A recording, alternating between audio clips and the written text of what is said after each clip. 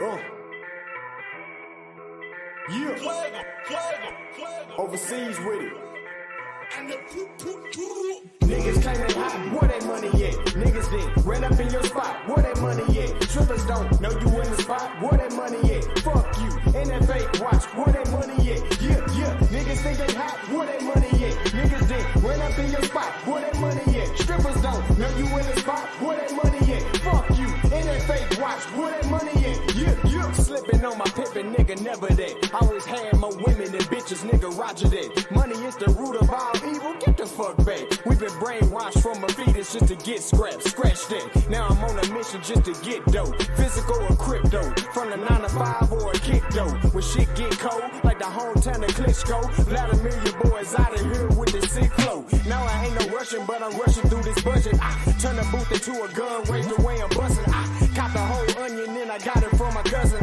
In and out of traffic, toll tagger, we be hustling. I understand and shine first and realize your time worth. Can't be rich until you enrich your mind first. But I'ma be ignorant with my black ass and probably swipe my black card to blind black mask. Yeah. Niggas say they hot, where that money at? Niggas then ran up in your spot, where that money at? Strippers don't know you in the spot, where that money at? Fuck you, and that fake watch, where that money at? Yeah. Niggas say they hot, where that money at? Niggas then ran up in your spot, where that money at? Strippers don't know you in the spot, where that money at? Fuck you, and that fake watch, where that money at? Yeah. That moolah, that cheese, that fettuccine, that guala is what a nigga after, so holla at me tomorrow. I'm looking for investors to throw some bread at the startup. Straight to the top, I'm cream of the crop with the product.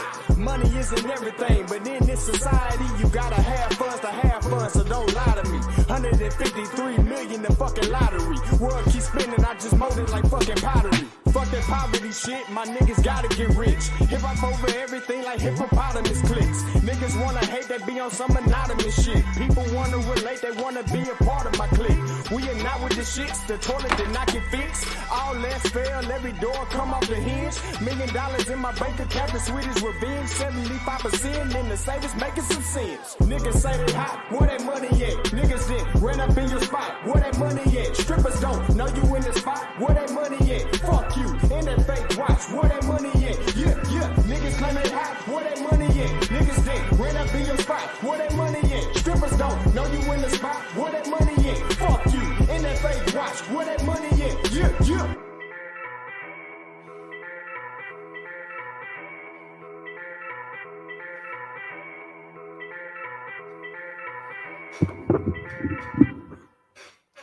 Oh, man, that's how we get that morning started, man. Yo, with a little DQ is hot. They get you up and get you going, man. Y'all know what it is, man. We in the building, man. Black African power.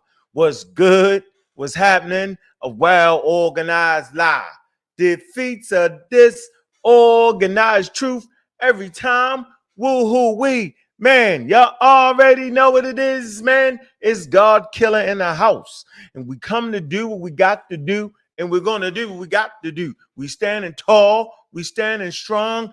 Hey, Bobby banging this bitch. What's good, family? Get y'all asses up, man. Man, y'all should have been up already. Should have had your breakfast. Yeah, I'm saying should have already been reading or studying your financial statements. Something that's pushing you towards a better future for yourself and your damn kids. If you ain't doing that, man, you halfway crook and you shook and you spooked out and you waiting on the spirit to come get you. Man, yo, we up in here all day. Who we got in the building, man? Where the people's at, man? If we here doing our thing, man, if you up for it, man, put a damn one in the chat. Man, let's motivate this thing. Let's get it going, man. We here. We're going to make sure we got the best morning show on YouTube. Y'all know what it is, man. Take a sip of your water. That's the first thing you should be drinking in the morning. And have your coffee brewing or your tea. Man, who we got in the building, man? 32,000 the spot. Where you at? I see you West African. I see the ones popping up, man. I see you Hampton. You know what it is, man. Boy, I see you Professor X. There she go. Juju, pseudo killer official. And the ones is popping, man. You know it. I see you, Torres, my man. Appreciate that continued support. I see you, Coleman. What it do? What it do? What it do? We here, man, and we doing our thing. Man, I be going back and forth with the pseudos, man, and I swear, man, I swear, God, man, I'm on Sarnetish yesterday. I'm chilling. I'm doing my thing. I'm trying to catch a. I don't try to catch aha moments. I try to catch teaching moments, man. And I'm talking to the guy Cosmic 3. Yeah, Cosmic 3. Talking. Then the Paul dive in. And I'm like, what the hell is going on? What? I don't want to be here. Come on, man. Like, come on, man. I don't want to argue back and forth like that. Can I find that clip, man? Let me hold on, man. First of all, man, I'd rather be reading something like this. The Deadliest Enemy. Osterholm, PhD. He the guy that let the world know that the coronavirus was airborne. If you've been listening to me, let me look at the date of the damn book. That's how we're gonna do this.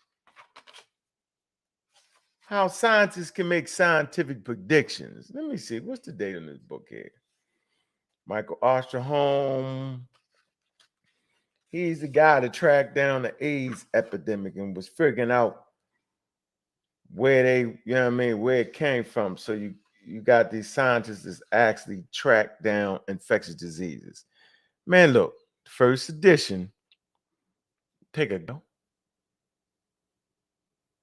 So when you heard me make the statement, it's not a matter of if another coronavirus is going to come through. I said, it's a matter of when. I got it from reading these books. This ain't no conspiracy book. This is straight scientific material. And it said right here, look, it says, talking about the SARS, right? That's why they call, the SARS. You know what the SARS is? SARS-CoV-2. SARS. So you first had the outbreak of SARS. So it says, Dr. Peter Danzig, a disease ecologist. All right, they check the ecology for diseases. Ain't none of y'all groups doing that. Stop it. Y'all not doing it. And I don't mean y'all, the people in the chat. I'm talking about the people that claim they had these big shot organizations, whether they colored with green people, purple people, white people, black people. No. Shout out, man, to all the black people, man, because around here, man, we black and we proud. I was saying that since I was 6 or 7, just for the record. Shout out to my cousin Sean, man. No longer with us, man. It's a disease ecology and president of the Eco Health Alliance. Look it up. Global organization dedicated to the innovative conservation of science, linking ecology and the health of humans and wildlife. Recently observed SARS alive and well and living in China and ready for the next outbreak. 2 studies support the conclusion. So science was already 2, 3, 4, 5 years ahead of the pandemic, the global pandemic. And if you was reading the right material, right, not spooked out, you was already knowing what it was. So when I started my campaign 9 months out to educate people, that's why I did it. Didn't make a lot of noise. I just went straight to it and was educating us on vaccinations so that y'all would not get tricked. Caught all the flack in the world. Nobody has apologized for science being right, because it wasn't that I was right, it's that I followed the experts. The experts was right. Simple as that. So, what the hell is we doing listening to a bunch of crackpots, bunch of charlatans, flim flammer, bam bam boomers? So I'm chilling. I'm on Sarnet and they talking about humans coming from the sun. DNA, human beings coming from the sun, our ancestors. See, it's always this. You know, the ancients, you mean the ancients didn't know? No, the damn ancients didn't know. That's supposed to be okay. They didn't know. And hell, we wouldn't know if not for the slow building of information over time, stretching all the way back from the ancients to modern times, one step at a time, one step at a time. Nature is under no obligation for you to understand. Neil deGrasse Tyson. There's no steps that can be missed, because if a step is missed, the whole thing falls down. You don't get to the next step until you understand the step you're on, until you even recognize you're on a step. This is what the pseudos will never understand. So they got the ancient cultures understanding things, although they haven't been through the steps. It's not happening. This is not school where you can skip a grade. It's not happening. I'm telling you, it's not happening, y'all. And I don't think people are ready for that.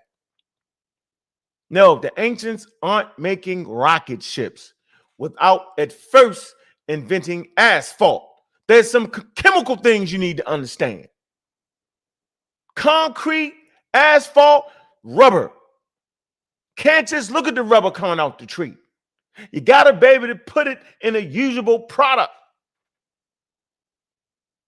You need to be able to land the damn thing.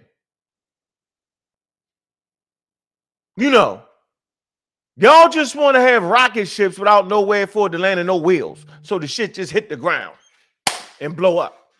It's wild to me how we just miss everything. So we want to have a conversation about, man, there's some things that's right in front of your face. If you can just think about it a little bit.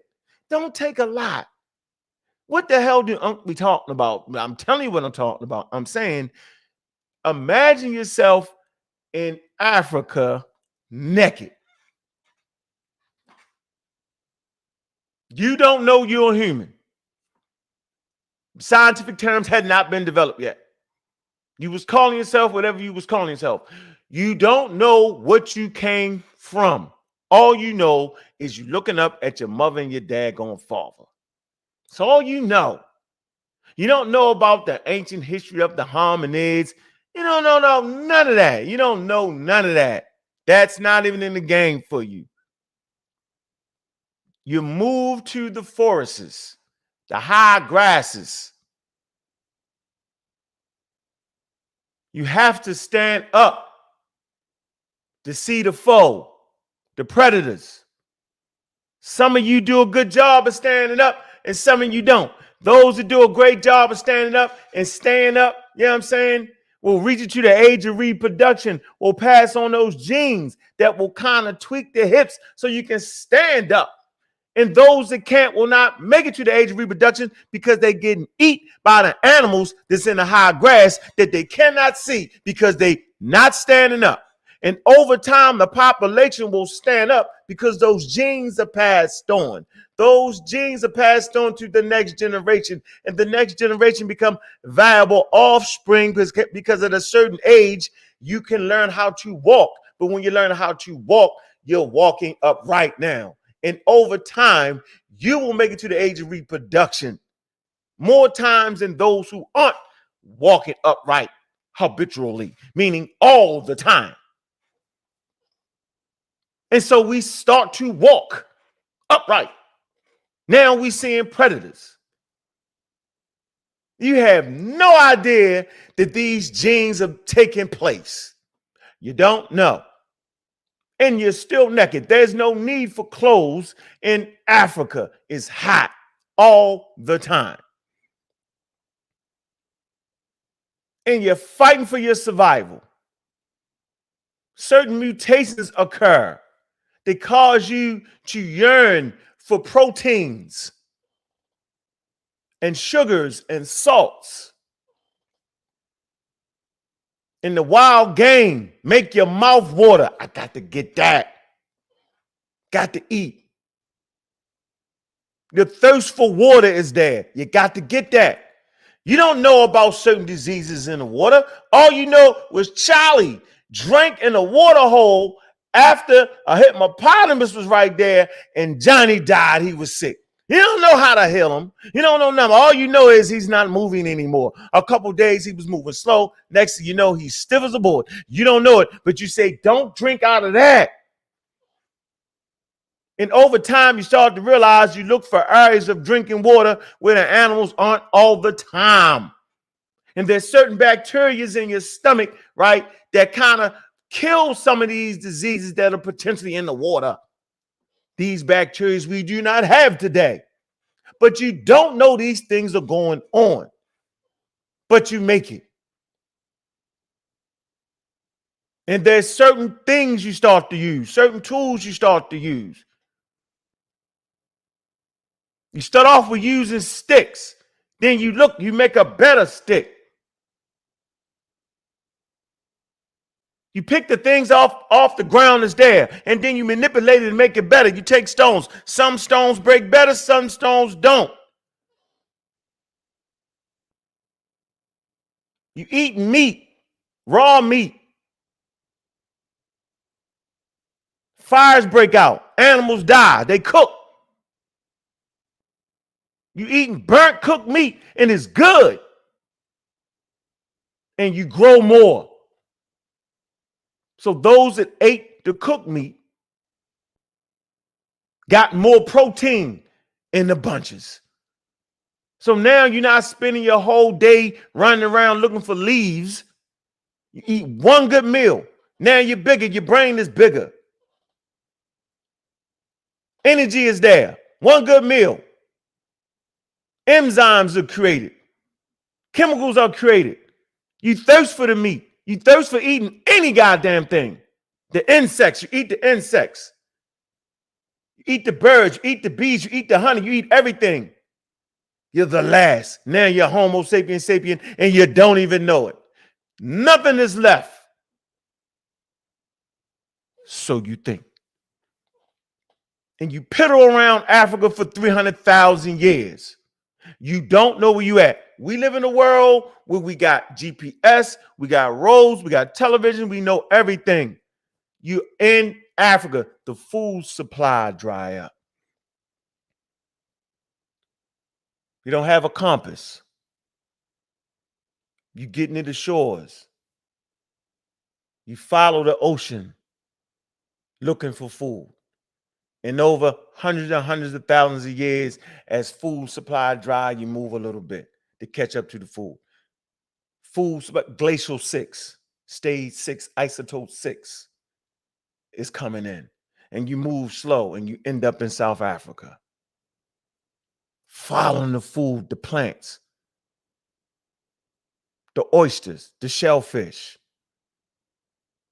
And you notice at times the beaches are exposed and these shellfish are there. And you figure out a way to manipulate and open it up.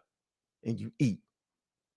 And you start to track the moon, because when the moon is full, the beaches are exposed. It has affected the tides. You don't know it, but you start to recognize and analyze.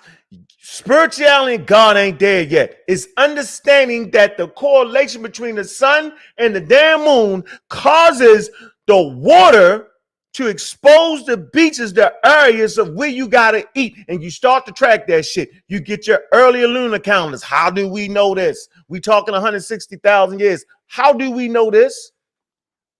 Because foragers today that live on beaches, they use lunar calendars. They track the moon cycles. That's how we know this. So early astronomical observations is in the damn game. Not your God, not your spirituality, because you ain't there yet. You trying to eat. There is no other population on planet Earth during this time, nowhere in the strata. Not in North America, not in South America, not in Europe, not in Australia, nowhere. You the last humans standing, and you got about 100 of you. How do we know this? We know this through science. Because all genes surviving today trace their lineages back to that small population in Africa. Let me see. Do I got it on the screen? This ain't got nothing to do with none of the stuff that y'all think y'all be talking about. So when I run across these wild conversations about humans popping up out the sun and just the wild conversations, man, I get distraught. I don't even like being in that environment like that. I'd rather have a good, concise conversation, man. Don't feel like arguing with people who I already know is dead goddamn wrong because, you arrogant.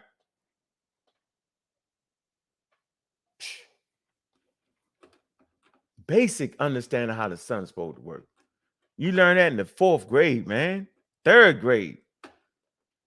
When you come out of stick figures, you know what I'm saying? Like, come on, man. Right here. Look.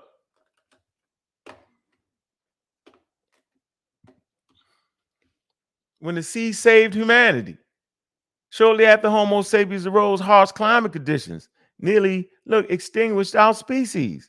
A small population that gave rise to all humans alive today may have survived by exploiting a unique combination of resources along the southern coast of Africa. Caves. We learned in this community that caves was a bad thing. Now we realize that the caves today simply BB13 near Mussel Bay, South Africa, sheltered humans between 160,000 to 35,000 years ago. At the time when Homo sapiens sapiens was in danger of dying, these people may have been the ancestors of all of us today.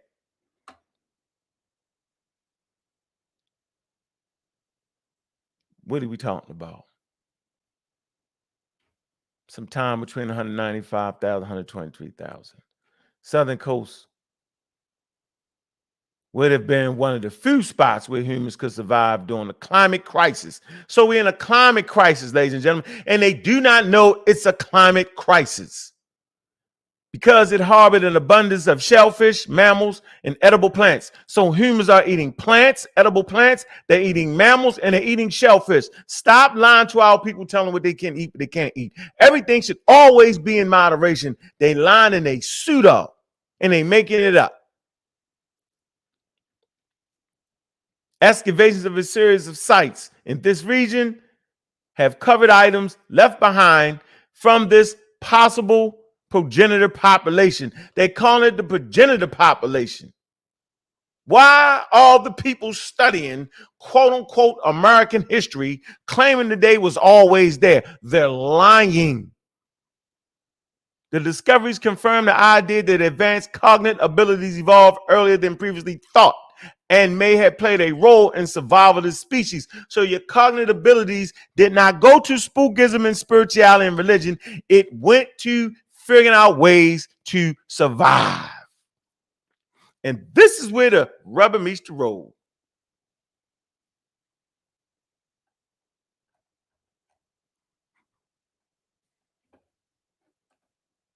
I don't know if y'all can see that. Seaside Sanctuary, right there on the tip. Make it a little bigger for you.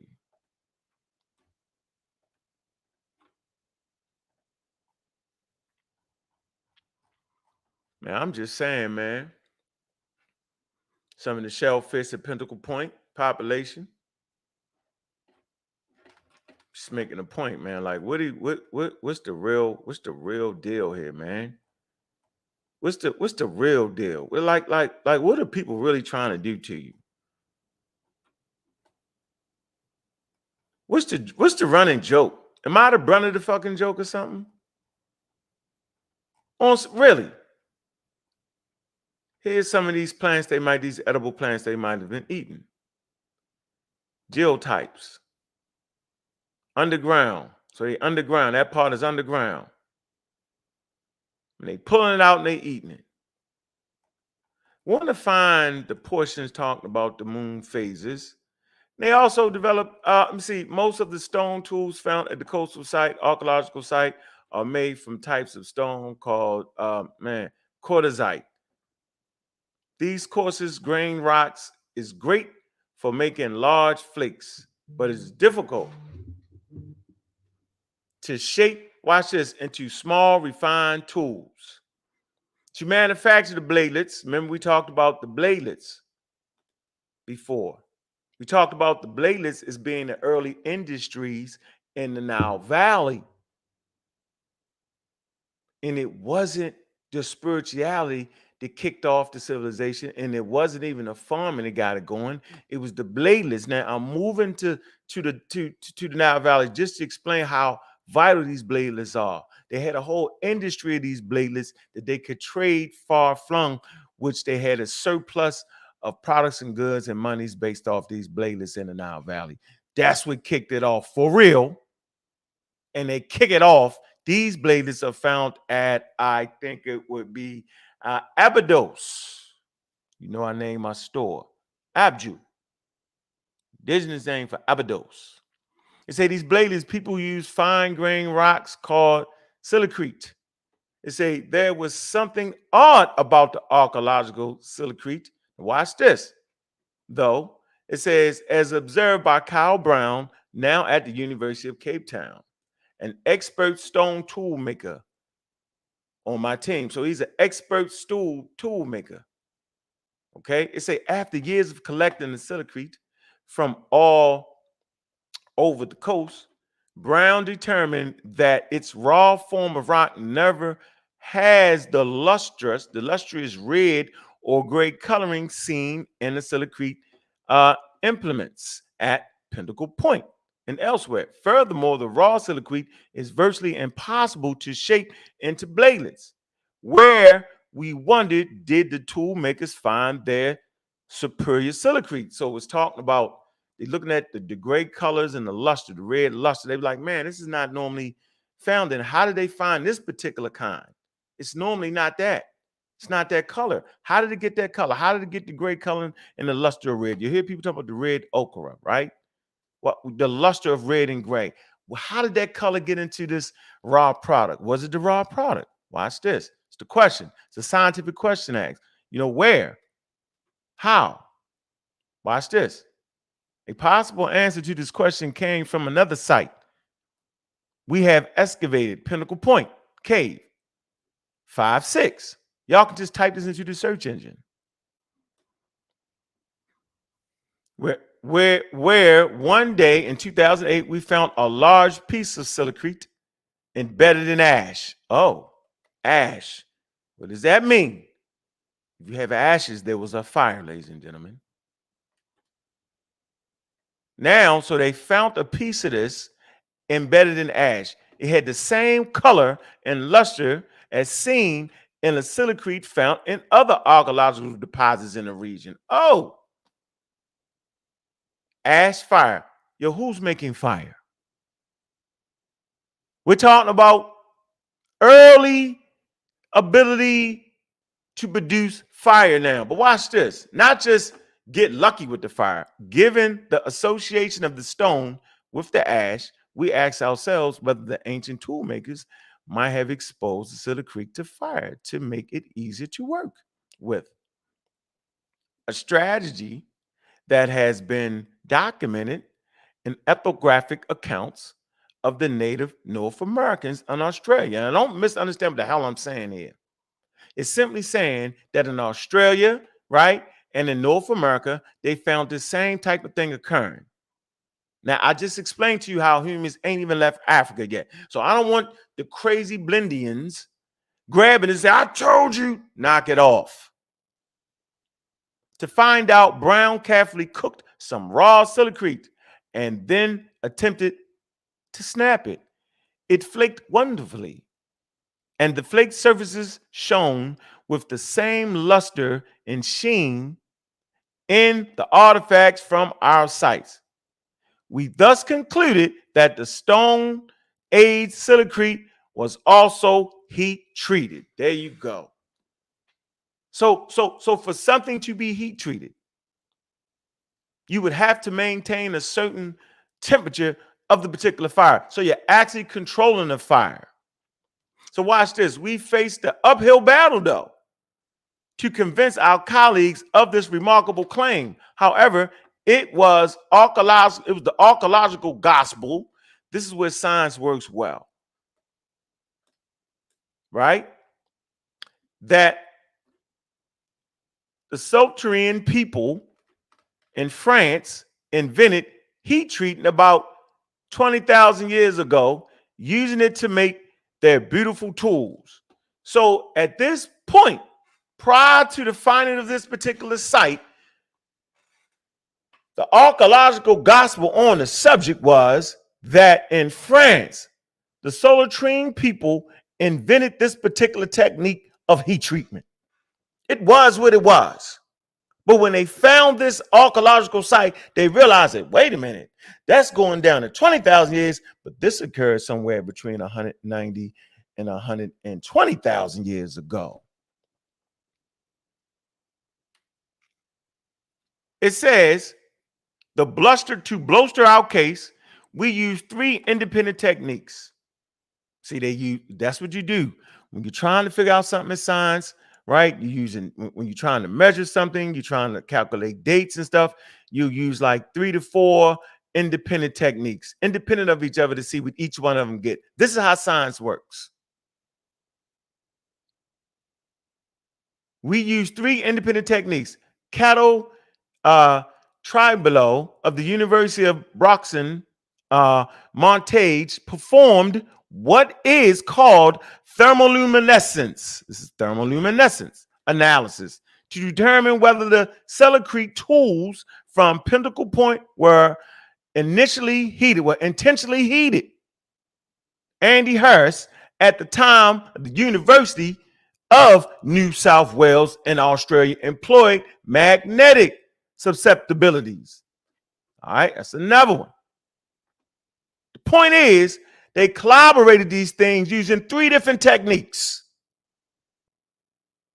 Let me come to the results. Our results published, look, in Science, not published in the Sahotep book that he wrote, not published in Charleston Trueblue's book.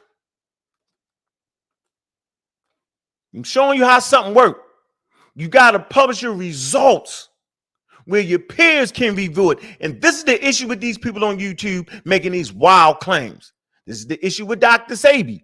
Where is your work published so that your peers can employ techniques to see if you're full of shit or not? And then your peers can't be a bunch of charlatans. They have to be experts. So this is what I'm talking about, Mika, when I'm talking about the great Asar Pseudo-Hotep. Where has his work been published by and looked at by qualified peers? This is what y'all need to know. This is what the hell I'm always talking about.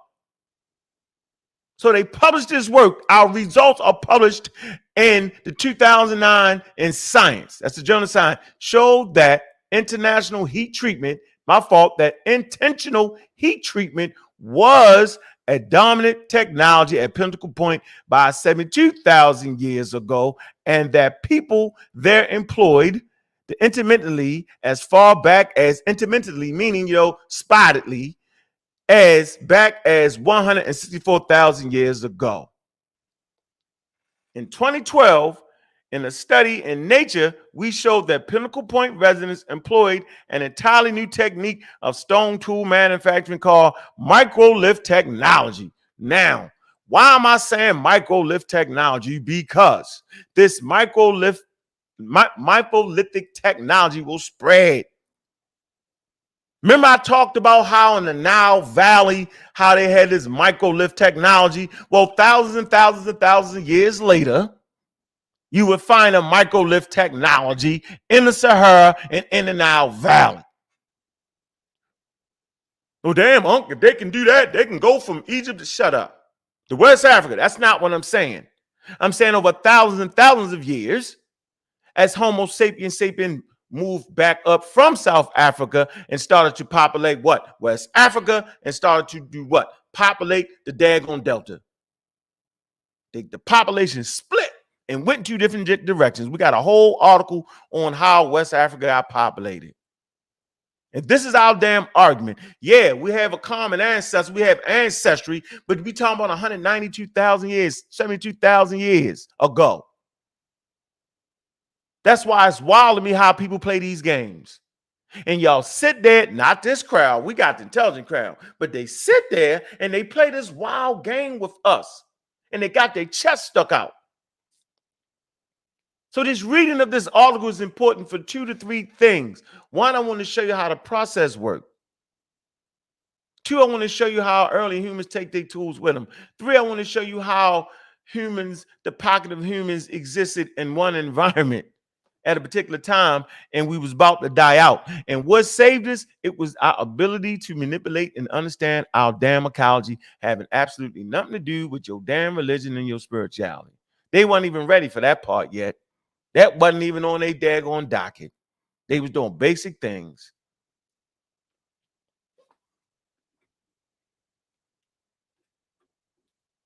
Weapons. This technology does what, y'all? Allow one to make very small light stone weapons and represents a breakthrough in lethality of arguments.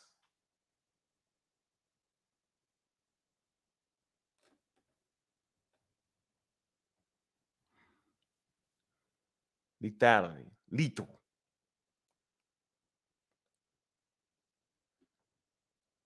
Weapons, armaments. Weapons, armed, that you be armed. Who the hell was armed first? People in Africa. Why would you be armed with lethal weapons if you just floating across the damn Sahara? Right. Conquered the world with lethal armaments. That's what the hell happened. Process of treating by heat testifies to 2 uniquely modern cognitive abilities, y'all.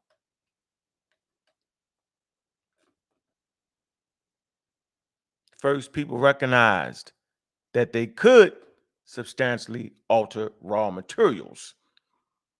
We're not wasting our cognitive abilities on some spiritual shit. We dealing with tools so we can survive in shit. You know what I'm saying? In this case, engineering properties of stone by heating it, thereby turning a poor quality rock into high quality raw material. Second, they can invent and execute long chain processes. Everything comes in steps, like I said.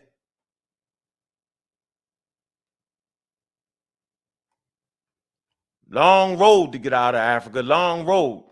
Smart from the start.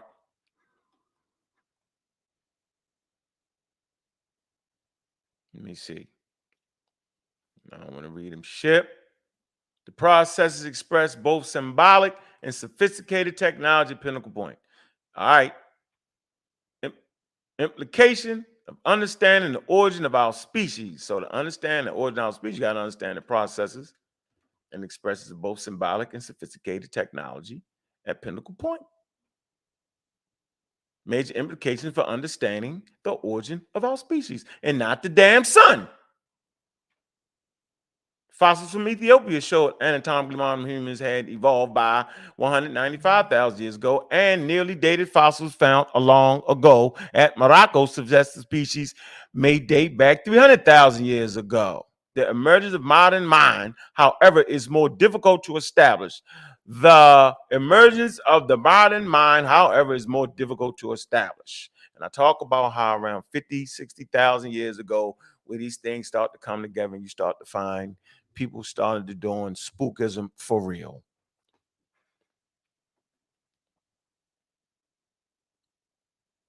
In Europe, Evidence of art or symbolic activities is another, and is tracking of time through proxies such as lunar phases. So remember I told you how they were tracking the lunar phases.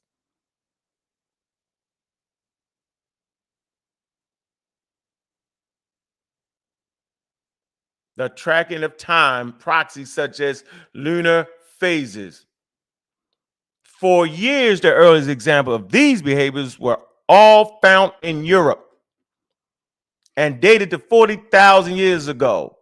Based on that record, researchers concluded that there was a long lag between the origin of our species and the emergence of our priceless creativity.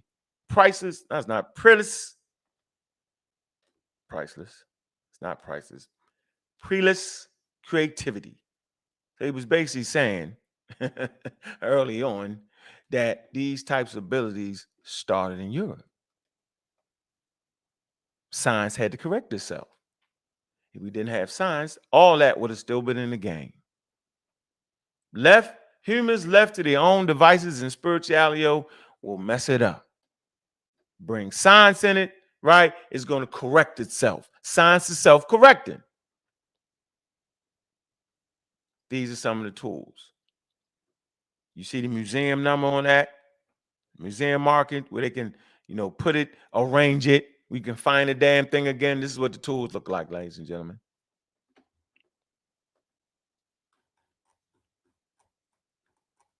Man, why did they do that?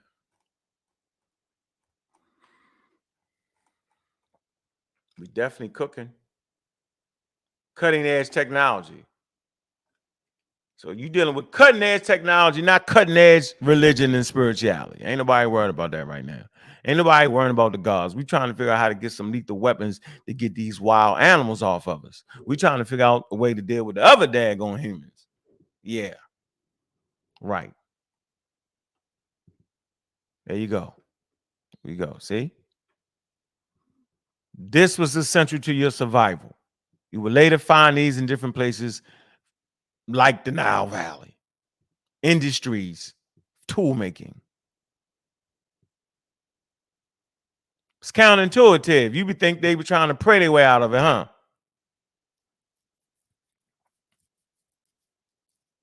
And they find a sophisticated behavior all over South Africa. I wonder, that's actually the cave they was digging in right here. Continue excavation at PP13B.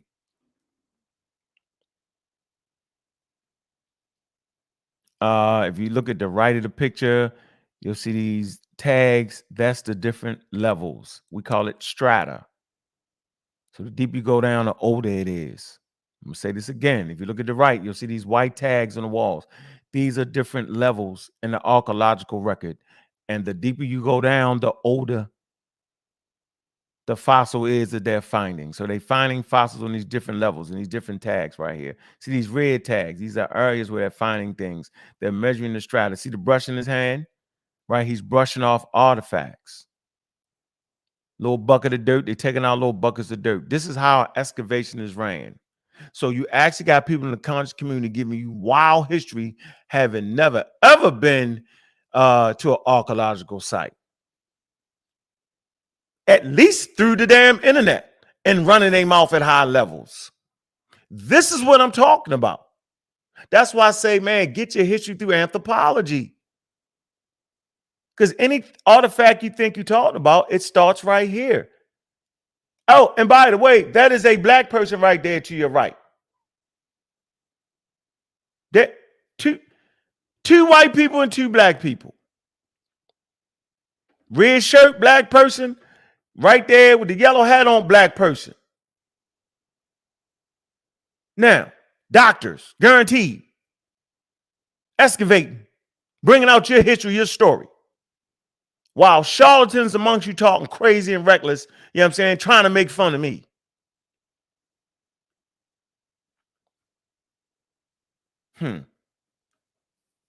Stand on their head, yo. And we gonna move this quick, yo, so it don't get boring on you. Wanted to see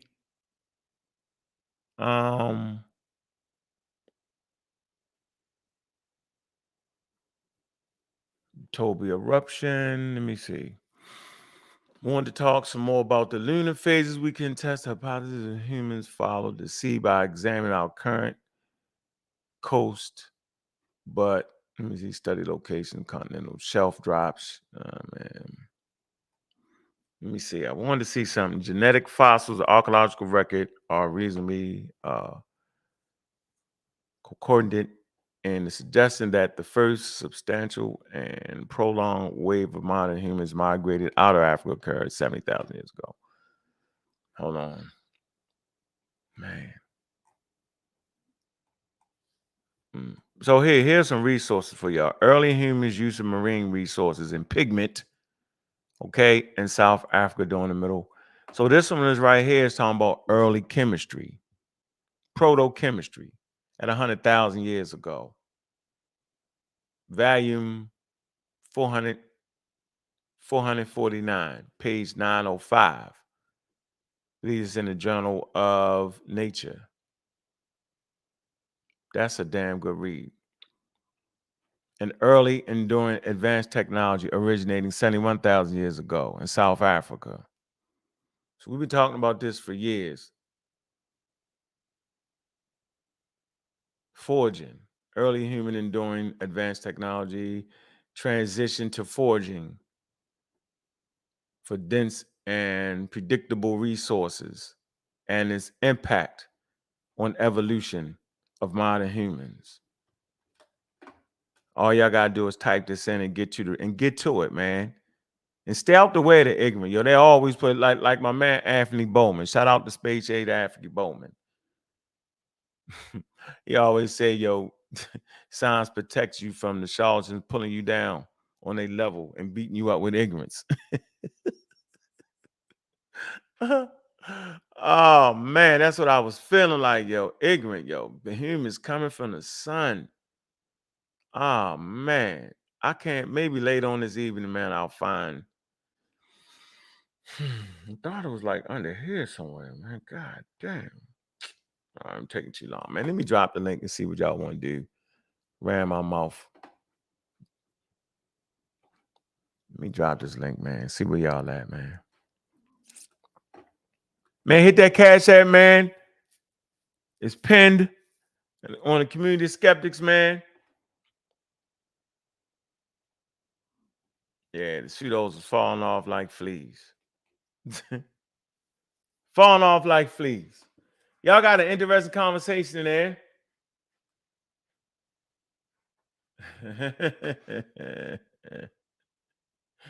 Aha. Anyway, I dropped that link, man. Y'all trying to get in, man. We 51 minutes into it. I probably should do it for half an hour, but I got into it. This is for Sekou. Sekou kept asking the question over and over again. And when I do an exclusive show, we do an exclusive show on the pseudo killers. I would like to show y'all this. This man said modern science can't tell you about matter, the origin of matter. Remember he said that? Yeah, talking about he promoting scientific literacy or promoting science advocacy, whatever the hell. Man, that man ain't scientific literate. What's up, girl? How you doing, brother? What's good with it, bro? Can you hear me? I can hear you loud and clear, just easing through this thing. What's up? Yeah, man, it's just crazy, man. I'm disappointed at Sinetta, man, for promoting that. Like the lady said she had material for kids, and like that's dangerous. Like having teaching people sun gazing and shit. Like you really can fuck up your eyes. I mean, I'm sorry because, but really can mess up your eyes. You know what I'm saying? Go blind doing that. Like that's not that's not something healthy to be promoting. Like and Sinetta up here laughing, thinking it's funny. That's something serious. Yeah, that's Professor X, man. You know that's our people's, man. Yeah, we gotta get off that ledge of the sun gazing, though. We don't want to do it. We don't want her to do that. What about the guy that came on Sunetta?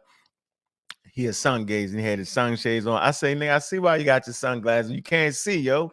You messing up the retina in your eyes, yo. Oh yeah, you know what I'm talking about, right?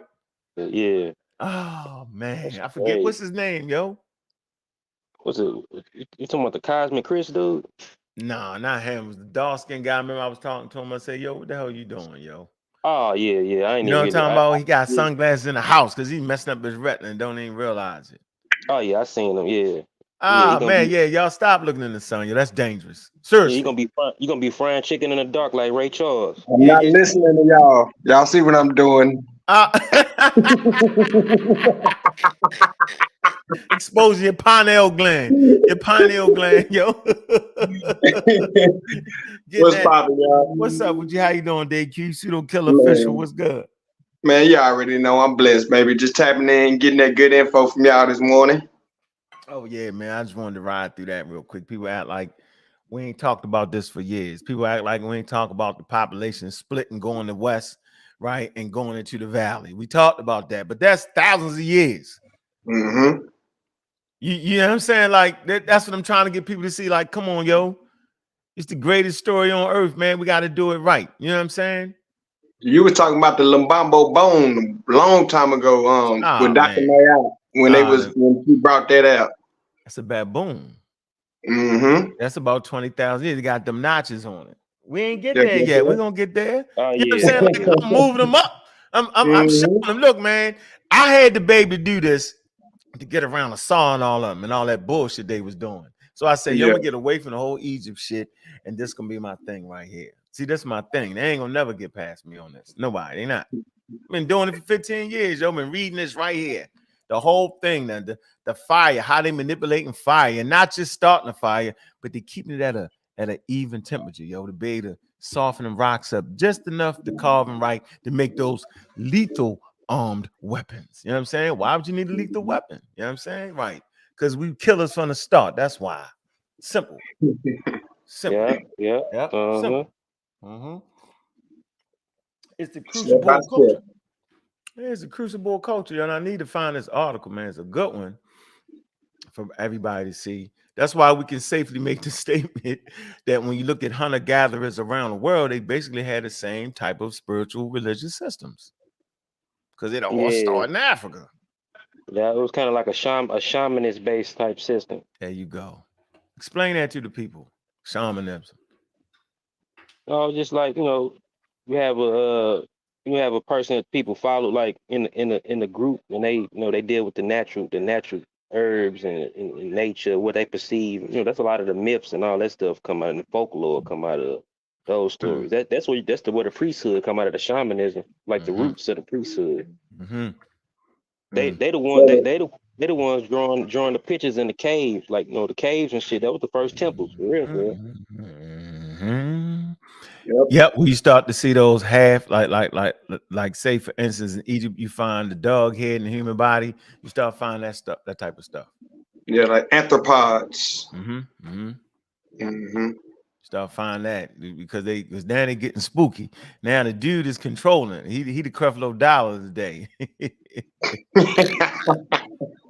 it's like the koi sign. The koi sign not even really religious. They superstitious, but they're not really religious. You know what I'm saying? They like disease is evil to them. You know what I'm saying? Whatever. Yeah, because they old. Yeah. It leads to that. It leads to religion later on down the line. You feel me? You're right. There's a journey to get to where we at right now. You don't just get right here. I mean, you don't have a well organized written text with no.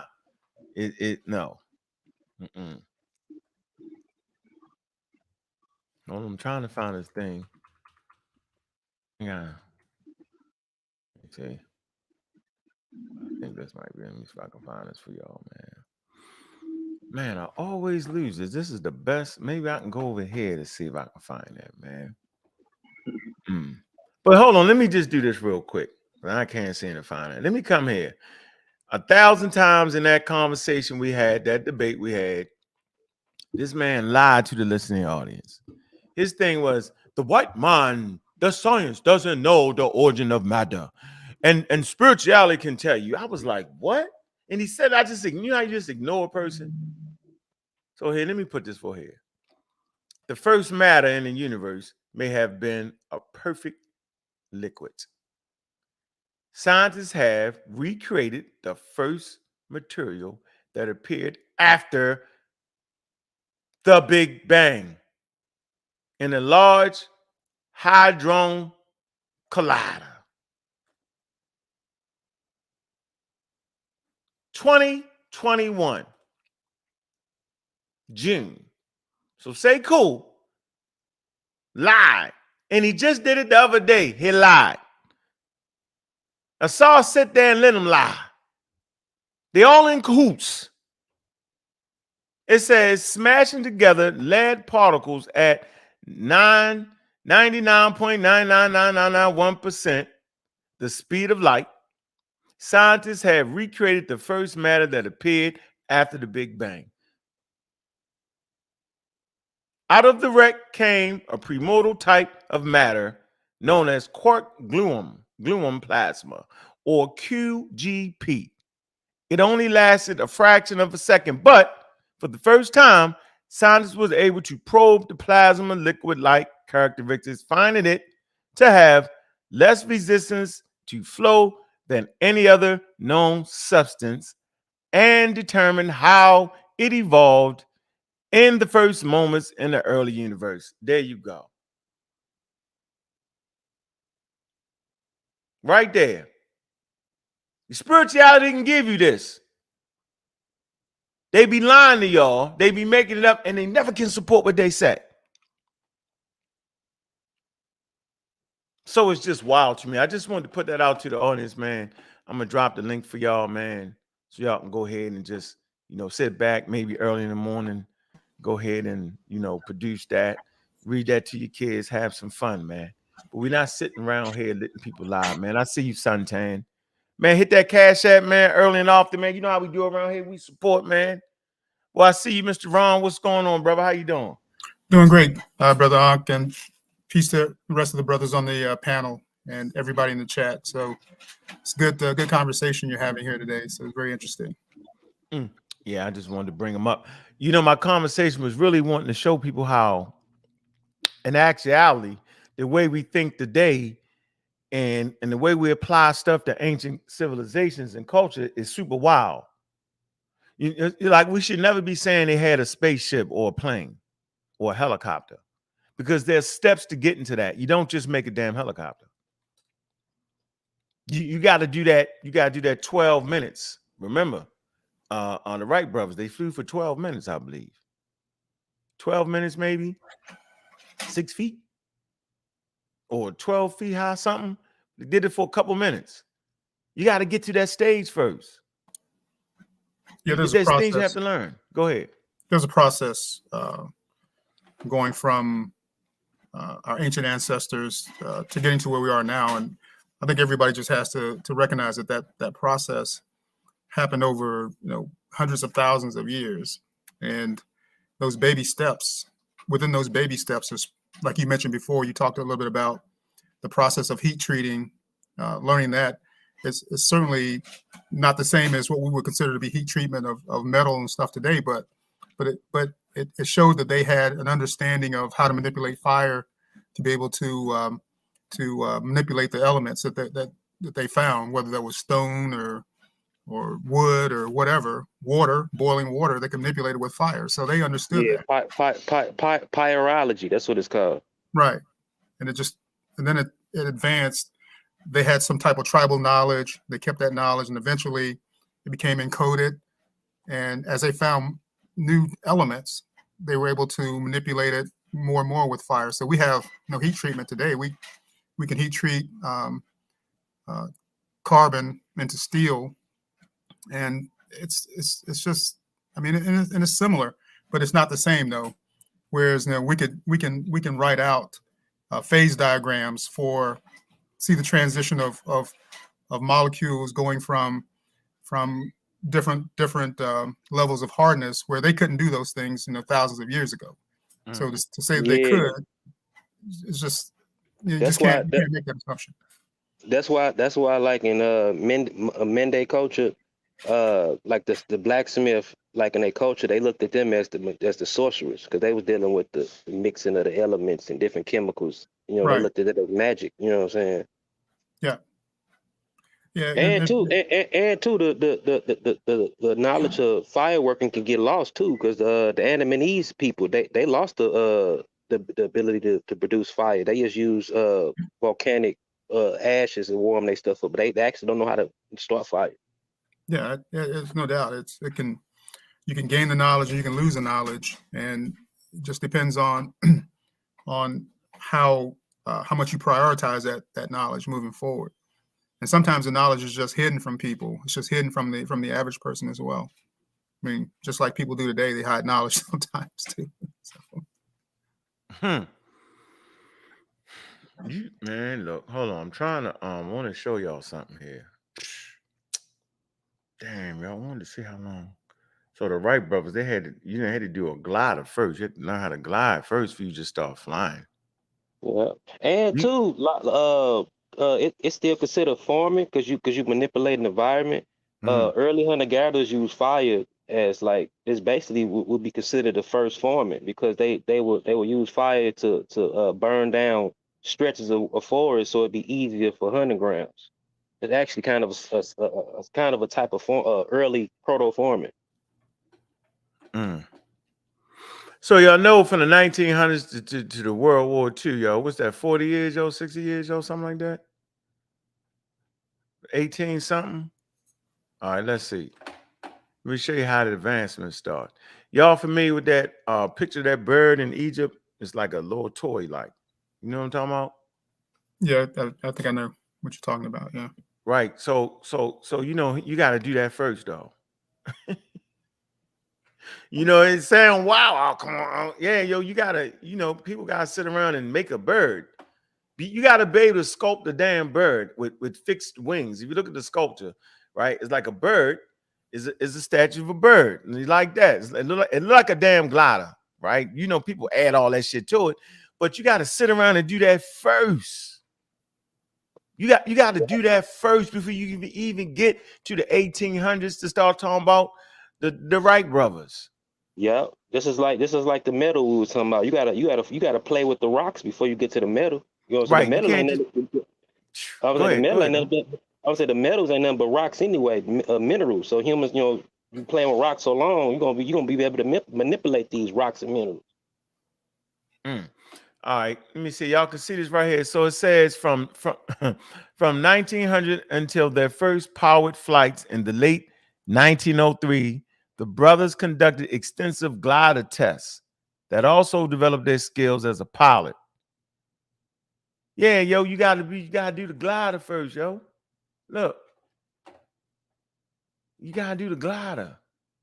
Look.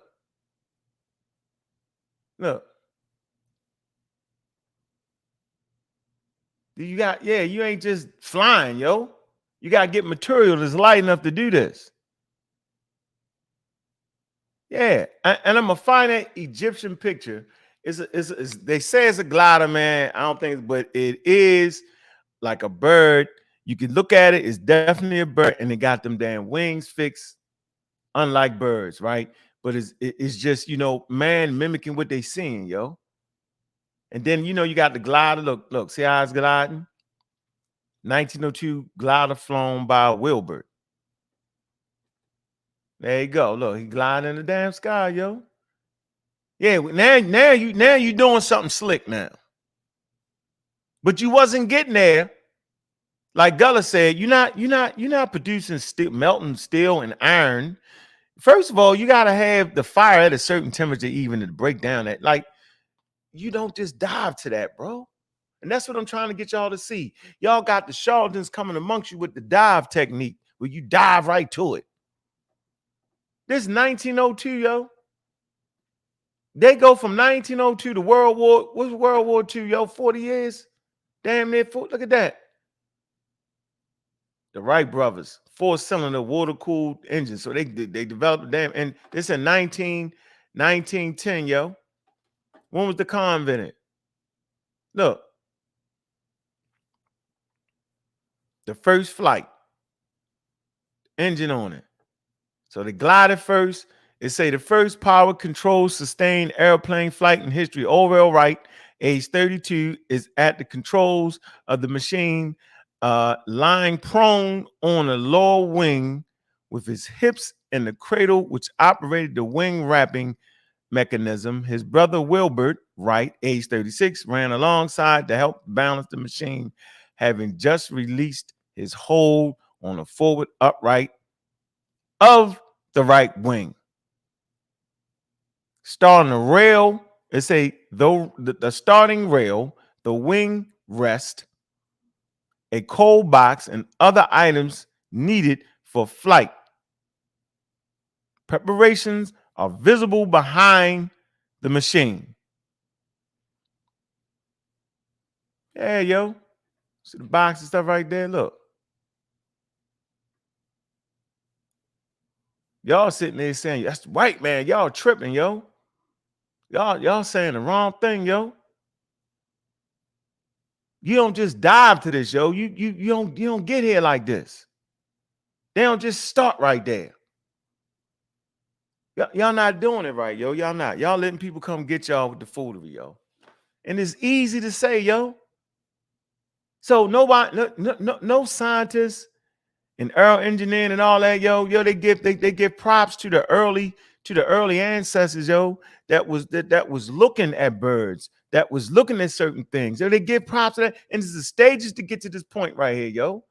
Then you can get to the high altitude bomber later on. So it is like 37 something years, yo, and then they end up in World War II with the bombs and all that. And Hitler, remember Hitler? Hitler actually put together those first daggone jets, but they would run out of gas. It was the bombs, yo. They had wings attached to the bombs, and wow, what they did was they measured the amount of gas, huh? V2 rockets. Yeah, that's a rocket, yo. How they do it? They just put some gas in it. When they run out of gas, then so we put this amount of gas and run it and drop that shit.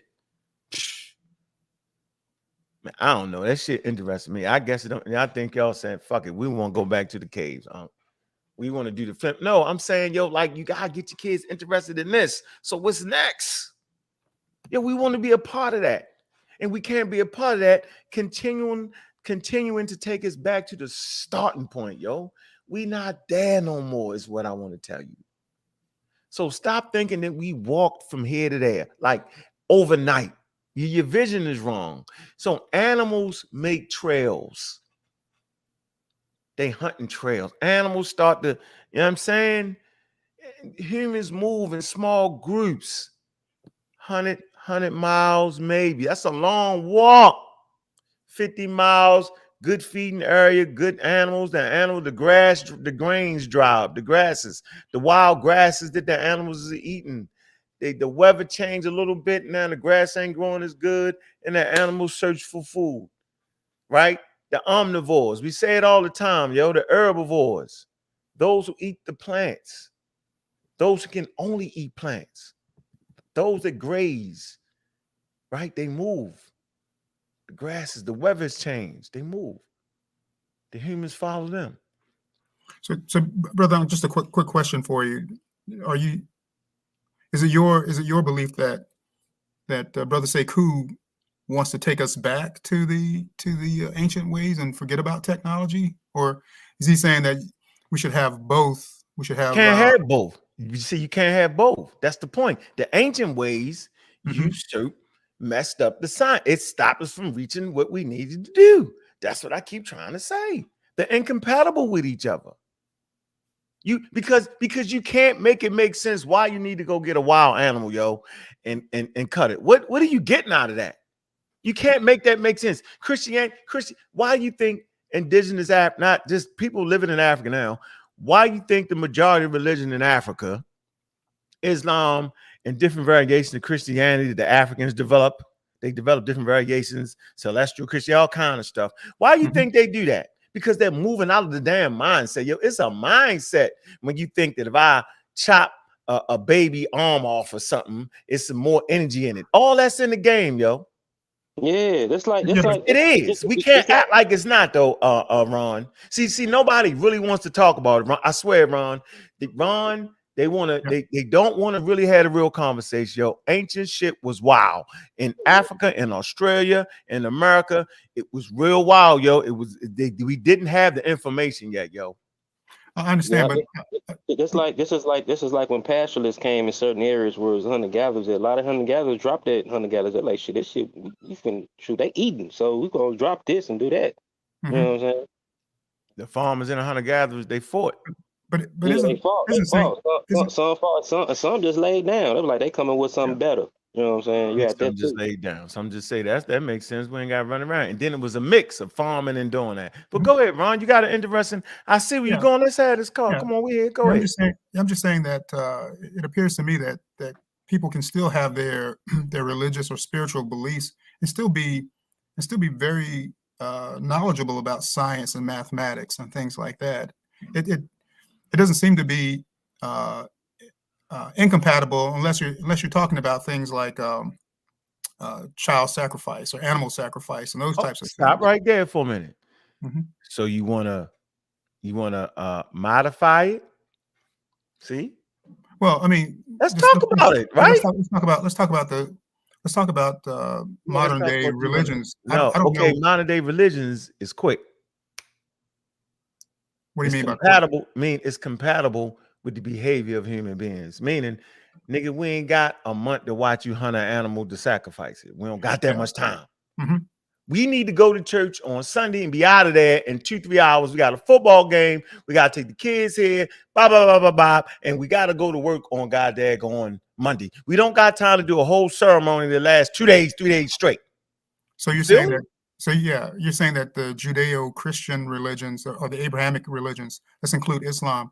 You're saying they are okay, but if you go back to ancient Africa, they're not okay. Is that what you're saying? No. If you go back to ancient Africa, those systems was okay. Hmm. Okay, You get it? Because it was in an environment where you could do all that. but you can't. You're saying you can't do it now, though. Right, because everything around you is changed. Hmm. Yeah, And it's that's like why, Yeah. let me just it's say like this, Gullah. Let me say this, Gullah. That's why Islam and Christianity and Judaism took over Africa, yo, because it was easier and it's cheap. And you can get salvation like this. But didn't it take over? Didn't it take over Africa because of colonization, not necessarily No, because it was easy? nope. Human beings took over Africa, yo, and they brought their religion with them. Yeah, Wild but they have the individuals, you know what I'm because saying? It ain't had nothing to do with the Christianity thing. Remember, the yeah, Christians, the missionaries be trying to help, and then the army come in and say, all right, yeah, whatever. Remember how that hey, worked for real? yeah, yeah, but the real purpose was to acquire the resources in Africa. Of course. So Of yeah, course. and then and they and then, have the and then too, technology. don't forget, Ryan, a lot of the people that was doing a lot of the, like we say for Islam, a lot of people that was doing a lot of jihading was Africans that converted, indigenous Africans that converted anyway. They was converting other Africans. Yeah, of course, it's the same thing in Christianity. A lot of Africans converted to Christianity, and they also had their own proselytizing of other Africans as well. So So say, hey, Ron, yes, listen, great conversation this morning, yo. Trust me. And you right there, you saying it. I'm saying, yo, you got to modify, yo. The reason you know why, man? Come on, yo. You know I could break out the work, yo. Come on, yo. I'll make niggas Mhm. mad. Yo, Christianity swept through Egypt like it wasn't nothing. Why? Because it was cheaper, yo. You ain't got to pay for no sacrifice, yo. You can just, I believe in the sacrifice is already done, yo. And it's free. So it became the religion of the poor people. Remember how the Pharaoh and them, yo, they sucked up all the money, yo. People be playing with me. Y'all be like, why they know I studied this for real? it's the same thing in Christianity. The popes they tax the We don't want to. people We as don't well. want to go there yet. We don't want to. Mhm. No, we want to stay in our spot right this minute. Mhm. Right. So everything you say, you right. That's not what I'm saying. I'm saying why Christianity was able to sweep through Egypt like that. Right. Because it became the religion of the poor people. Yo, poor people can't afford to do all that shit you trying to make us do no more. Yo. You know what I'm saying? Like we can't afford that. So say, first of all, say cool, holla out African spirituality. What the hell is that? There's never a thing called that. What do you mean? Give me a tradition. You know what I mean? Then let me see what it involves. Then maybe I could do that. Maybe that might be something for me. But we in America, yo, and so the ecology is totally different. So now you want me to gather some herbs, the ecology totally different. Even if we wanted to do it, it's different. You know, they had to literally make laws in America, right, to allow people to practice certain African traditions, yo, like sacrifice and stuff. So it's laws on the books so that your ass don't get locked up for killing an animal because it's animal cruelty at the end of the day, bro. That's how they see it now. So they had to enact laws that allow you, because it's religion, to do it. So no one's saying you can't do it. I'm saying it was these types of religions, right, that gave you explanations, like Gullah said, on why we are sick. We are sick because of the evil spirits. We're not sick because of the disease, because of the disease theory. See that? And it's in the way. And if that's in the way, then medical science can't progress. That's why it has to be out the way. Totally separate, but they can't separate it. How do we know? Africa is the perfect place of study because, like you said, it has been marginalized by one, colonization. It has been underdeveloped. So more people per capita, right, are affected by the ancient oldest traditions. Sekou said, he was like, yo, that's the poor people thing. I was like, what? So we say poor people practice medicine. In the African traditions, medicine, they call it medicine, traditional medicine. That's part of their thing. So they do not separate the medicine, right, from the spiritual practices. It's not separate. It's all in the game. You use certain herbs, certain roots, right, certain mixes you're drinking, right, to get to certain conclusions, bro. That's the real shit. He give you some YouTube thing he talking about. He ain't talking about the real thing, but yet he says it as if he is. He's flim-flamming, Ron. That's what I'm saying, Ron. And I'm saying, Ron, that Africa has fallen way behind. Sekou lives in Canada. He's playing. Sekou was born and raised in Africa. And if he felt like that was the best measure for his community, he would actually be in his community doing work. He wouldn't come to a bunch of African Americans, bro, right? Feed him a bunch of googly gobbs. We're ready for this. We've heard that before. And he will make it seem as if we're bashing Africa. We're not actually bashing Africa, because I could pull up scientists in Africa. They know this. If they're wanting to change, they want to get back over, they want to gain back their agency, but you can't gain back your agency if you're not on par with the very thing that put you on par. Now, what puts you on par? Understanding the natural world. What tool has human beings created to understand the natural world? It's called science. So Africa is fighting for more science so they can get white people off their motherfucking ass. You're not getting people off your ass until you can match them with science and education and technology, bro. You will always get fooled. That's what I'm saying. So Sekou got some Stone Age messages that he's promoting, which is foolery, bro. It's not going to work. You know why it's not going to work? Because Sekou don't believe it can work. Because if he believed it could work, he'd be right there over his grandmama's house, walking his ass outside and being with the people saying that. No, he's in the world that was created by science. Don't get me started. And he's enjoying himself. Medical insurance, all these things he is afforded because of science at high levels. This is where he parked his ass at. So niggas can be mad at me all they want. I'm not listening to y'all. I'm paying none of any mind. He's tricking you. He's flamming you. I've never said that Africans can't practice their spirituality. I've never said that. What I said was it has to be separate. And he argued that. There has to be a clear dichotomy, bro. Clear. Oh, no, you don't. We can do it. Shut up, nigga. We can't do it. Humans have proven that they can't do it at the same time because they do shit like this. Watch this, yo. I'm going to listen to my eyes talk. Maybe when he was... I would say the people that still living like 100 guys like that because they have to. You know what I'm saying? Like us, we live in a different society. We do that type of stuff and go out in nature and shit like that for vacation. That's vacation. You know what I'm saying? You trying to turn a vacation to a lifestyle. You know what I'm saying? But I think maybe I'm misunderstanding Sekou on a certain level, because what I understand him to say, what I understand him to say is that in order for Africans all over the world to unite, it should be united under some African spirituality. And I don't necessarily agree with that. Say it again. Say it again. He said Africans all over the world should unite culturally under some African spirituality. Stop right there. Think But about but only stop right there. Yo, stop right there. Mhm. That's a lie. That has never happened on planet Earth. Why would he promote That something won't that's even never be- happened? that We don't even get. that Hold won't on. even be- Hey, Ron, listen. Keep your thought, Ron. But Ron, you could never show us in the history of humanity where that has ever occurred. So now he wants us to do something that has never occurred, bro. Well, he used the Think about example of he used the example of the Japanese. Again, I think it's a false What? example. I don't think it's a good example. Oh, thank you. I'm about But to he say, used- well, hold on, whoa, So whoa, why whoa, you use that repeating it? example. whoa, everybody stop. I refuse to allow you to enter the word Japanese in this motherfucker because we not talking about Japanese.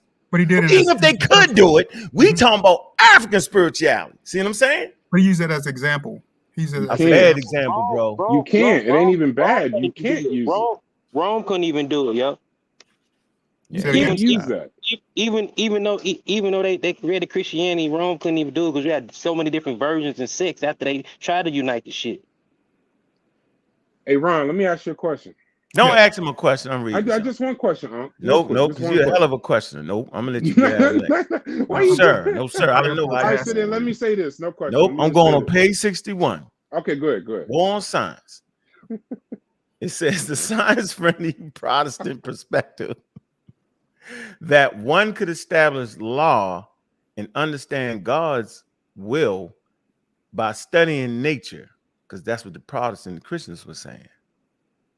And over time, right, aggregatingly and refining a body of knowledge that bond even the king. Watch this. So these Protestant Christians was promoting science. And they say, because this is God's law. But watch this.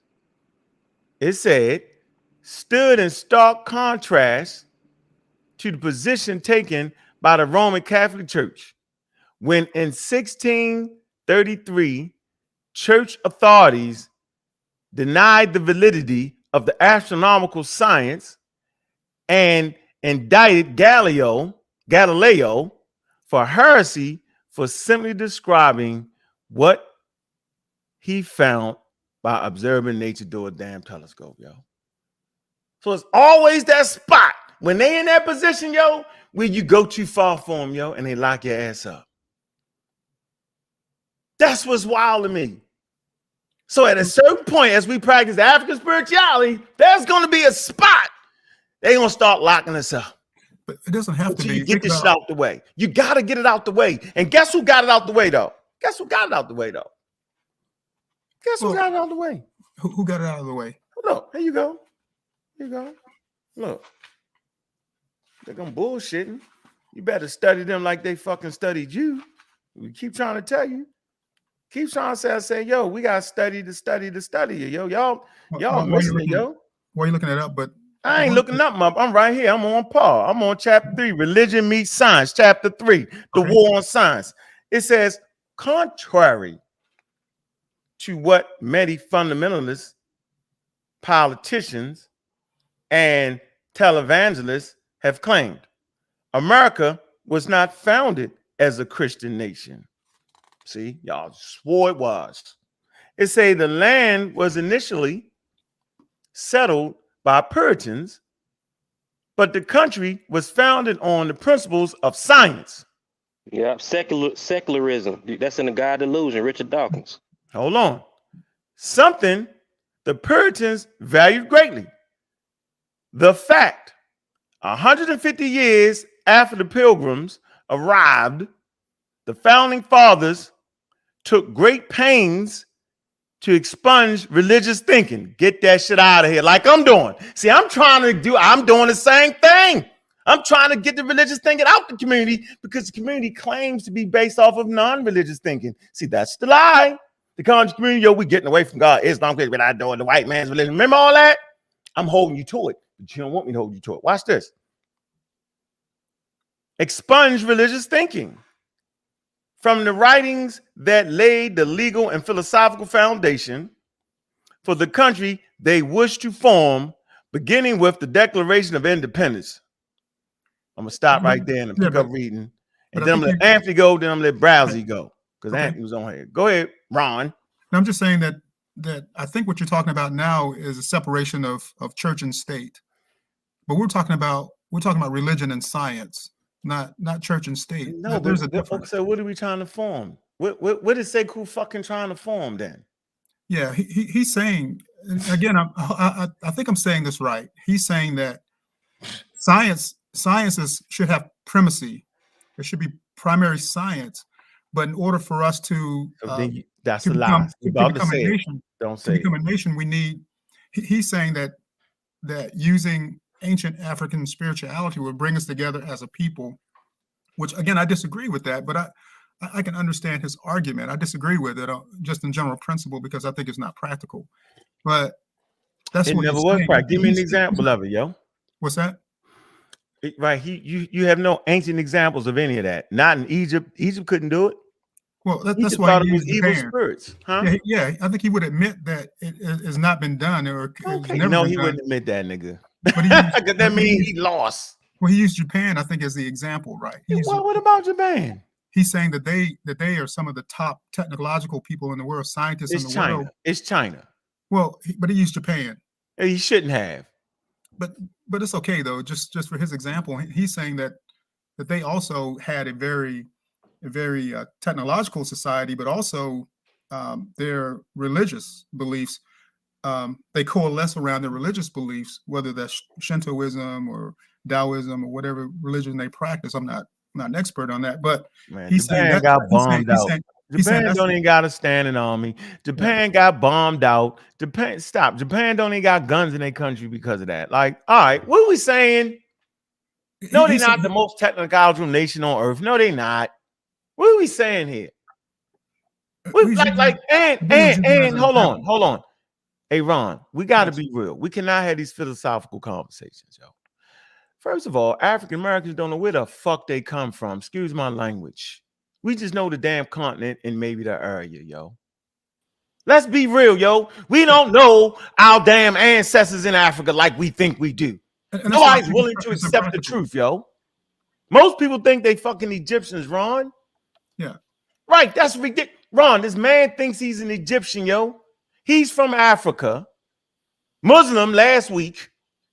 Ain't figured out African systems, but promoting us to figure out some. What are we talking about? When the very place he's talking about is on my side, bro. Yeah, I just want you to know that the young brothers and sisters is on my side. I talk to them. They be like, get that nigga. We not forgetting who we are, but we need science and technology and education here so we can feed ourselves, which is essential, so we can clothe ourselves, which is essential, so we can protect ourselves and have our own responsibilities. We don't need France to do it. We don't need China to do it. We don't need Russia to do it. We want to be able to do it. And we only can do it through science and innovation, having some wild-ass Stone Age religion that don't nobody really mess with at high levels. Don't make no sense, yo. And for the life of me, I could not understand why people couldn't see that. But he's not even living on a continent, Ron. Right, but he's living in Canada, bro. Not to say that he can't fight for Africa from his seat on YouTube in Canada, but I'm saying, bro, what are we talking about? Are we talking about advancing the healthcare system in Africa? Are we talking about advancing the infrastructure in Africa? Are we talking about allowing continental Africans to have the ability to build their own infrastructure so they can trade within Africa? But I think that's what I'm talking about. But I think he would acknowledge that there are social and structural problems in Africa right now, as they are within a lot of Black communities in the diaspora. But he's saying that as a vision, as an idea, as a vision, then we should be the best in science and technology and mathematics. No, so why can't he? So then why, if he's advocating that, my nigga, then why is he advocating pseudonisms? The nigga lied on science. Nigga made us some shit. So he's not even doing what he's saying. Get that? The white man don't know where matter come from. So he uses the white man don't understand where matter come from, which is ridiculous. Science don't know which is a ridiculous statement, right? So he's really not a science advocate, bro. Science advocates or those or whatever the hell they tried to say I was, understand how the basic geological principles work, yo. They understand enough of the Big Bang to know that that's when matter was created. So he's not even doing what he's claiming. He's faking y'all out. Think about that, dog. I came into the debate talking about the tradition, talking about medicine. This nigga ain't know nothing about that. He thought Egyptian spirituality was Egypt. But I think he was talking about the cosmological What? discussion. What about the wrong shit? Because it's wrong. What about the cosmological wrong as hell shit coming from Egypt? What about that? I beat a Sahotep on that. Do I gotta play the video? I beat the brakes off on with that corny ass shit. The Egyptians knew the Big Bang. Ain't no damn Big Bang. Nobody knew the damn Big Bang. They lying to y'all. They see, that's why we had the conversation of skipping steps. See that? See, that's why I set this up like that, Ron, because I had a feeling you was going to call, and I was ready for you. You my man, though, yo. See, now this shit is starting to play out the way it's supposed to play out. Now we start to see how crazy this shit was.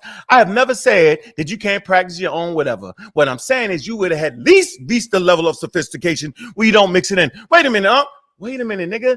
Obviously, they mix it in because they are killing black women and calling them witches in Africa. They're killing people with albinism and chopping them up and putting it in medicine. They're killing the fucking children, dog. So obviously, they have not made that separation yet. What are we talking about? Am I making this up? Y'all just don't want to hear the damn truth. And I'm not knocking Africa because the young brothers and sisters, they know this shit is wild and they want to change their country because they want to have real agency over themselves. And you can't have real agency if you can't protect yourself against the wolves. What do we? Spirituality don't protect you against the wolves. It never has, it never will. What's the game, dog? Would you allow for his argument around that science should have primacy, but yet black people, if it was possible, if there was a cultural thing that could bring all black people together all over the world, then that would be a worthwhile effort? No, the way you bring people around the world is through advocating the truth, dog. That's how you bring people together around the world. People are already together around the world. Are y'all serious right now? It's called a global economy, yo. Governments function amongst each other, yo.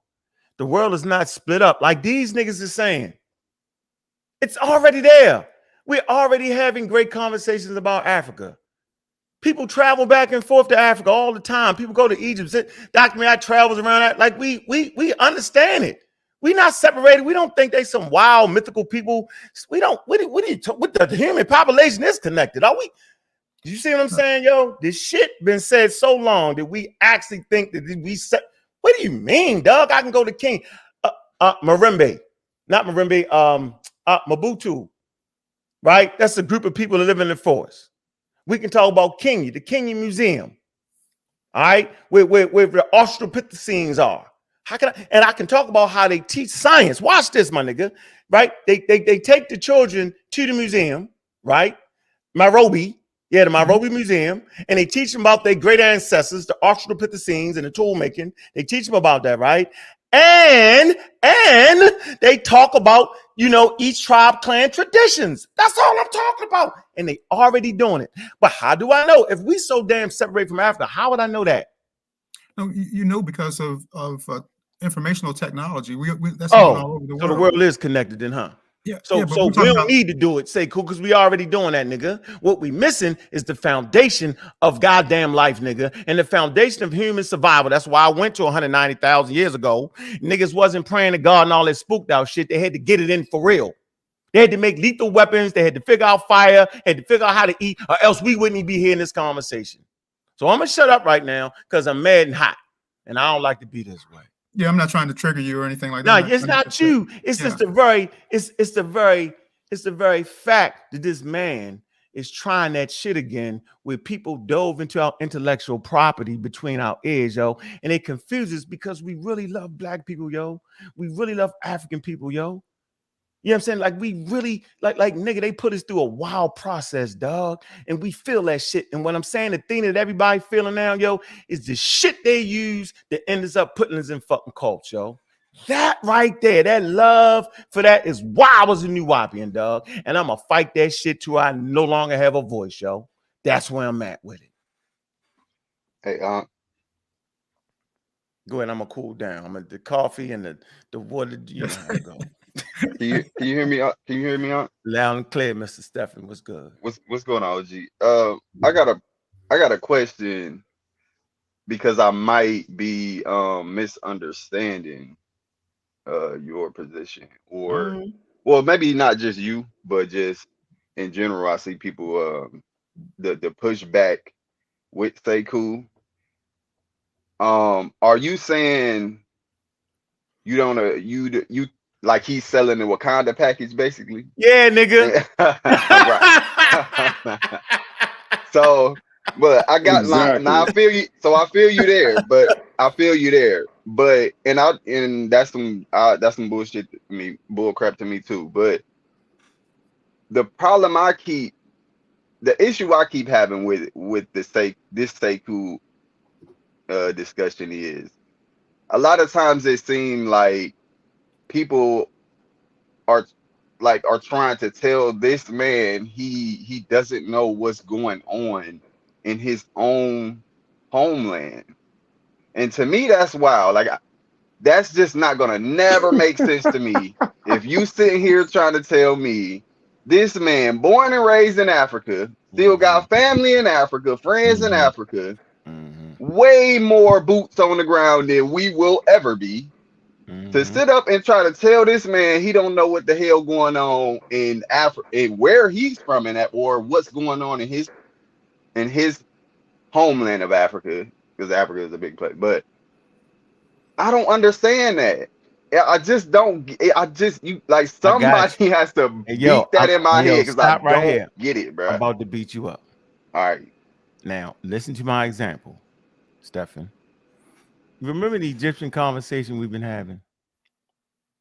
Let's apply that same logic to people that pop up and say they're from Egypt. They say, I'm from Egypt. And so you automatically think if you're from Egypt, then you know your history, you know your ancient history, right? That's the shit that's going in your head, right? And then he starts spewing off a bunch of wild ass racist shit that the scientific experts don't even say no more. See? So the truth is, just because you from Egypt don't mean you know fucking Egyptian history at all. You have to study Egyptian here. Hold on. See, science, that doesn't fly in science. I'm from Kenya, thus I know that this Australopithecus is really a goddamn spaceman because our tradition says so. No, nigga, no. No. So it doesn't matter if you're from Africa or not when we're talking about things. And especially when you spewing off racism, like with the Egyptian people that was claiming that wild shit.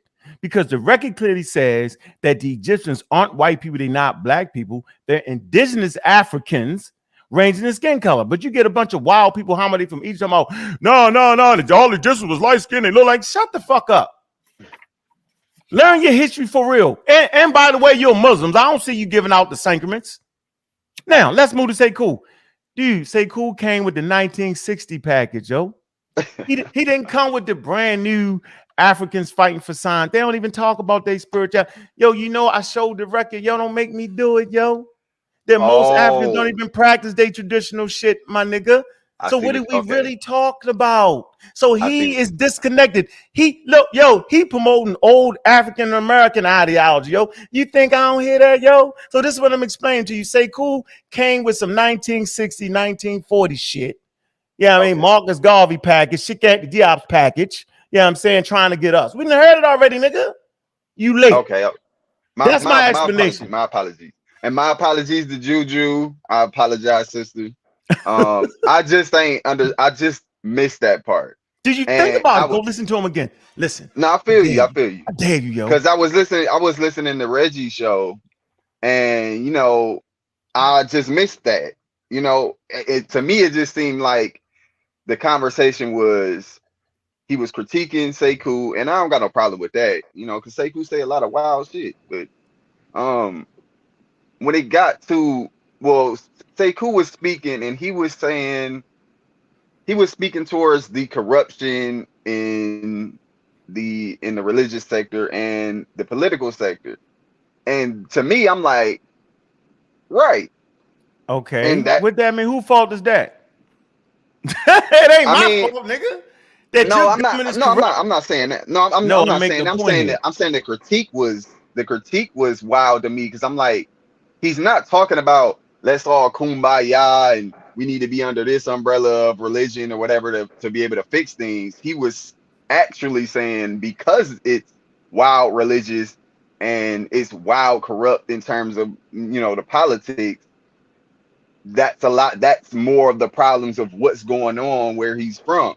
Oh, To that's me, what. So now that's he's what I saying it. heard. Now he's saying Huh? it. Now, yo. Now Oh well, that's what he. Hold yeah. on, yo. I'm gonna show you how the pseudos do.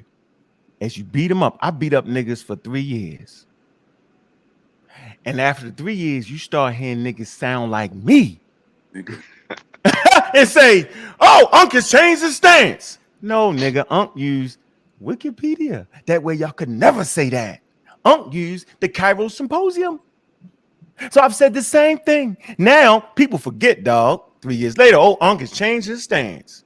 We heard a wild ass nigga, a wild drunk nigga. I ain't gonna say his name. Wild drunk nigga say, oh, Unc has changed his stance. Now say cool. It's saying what I'm saying. Really say cool? Fuck out of here. I ain't the one.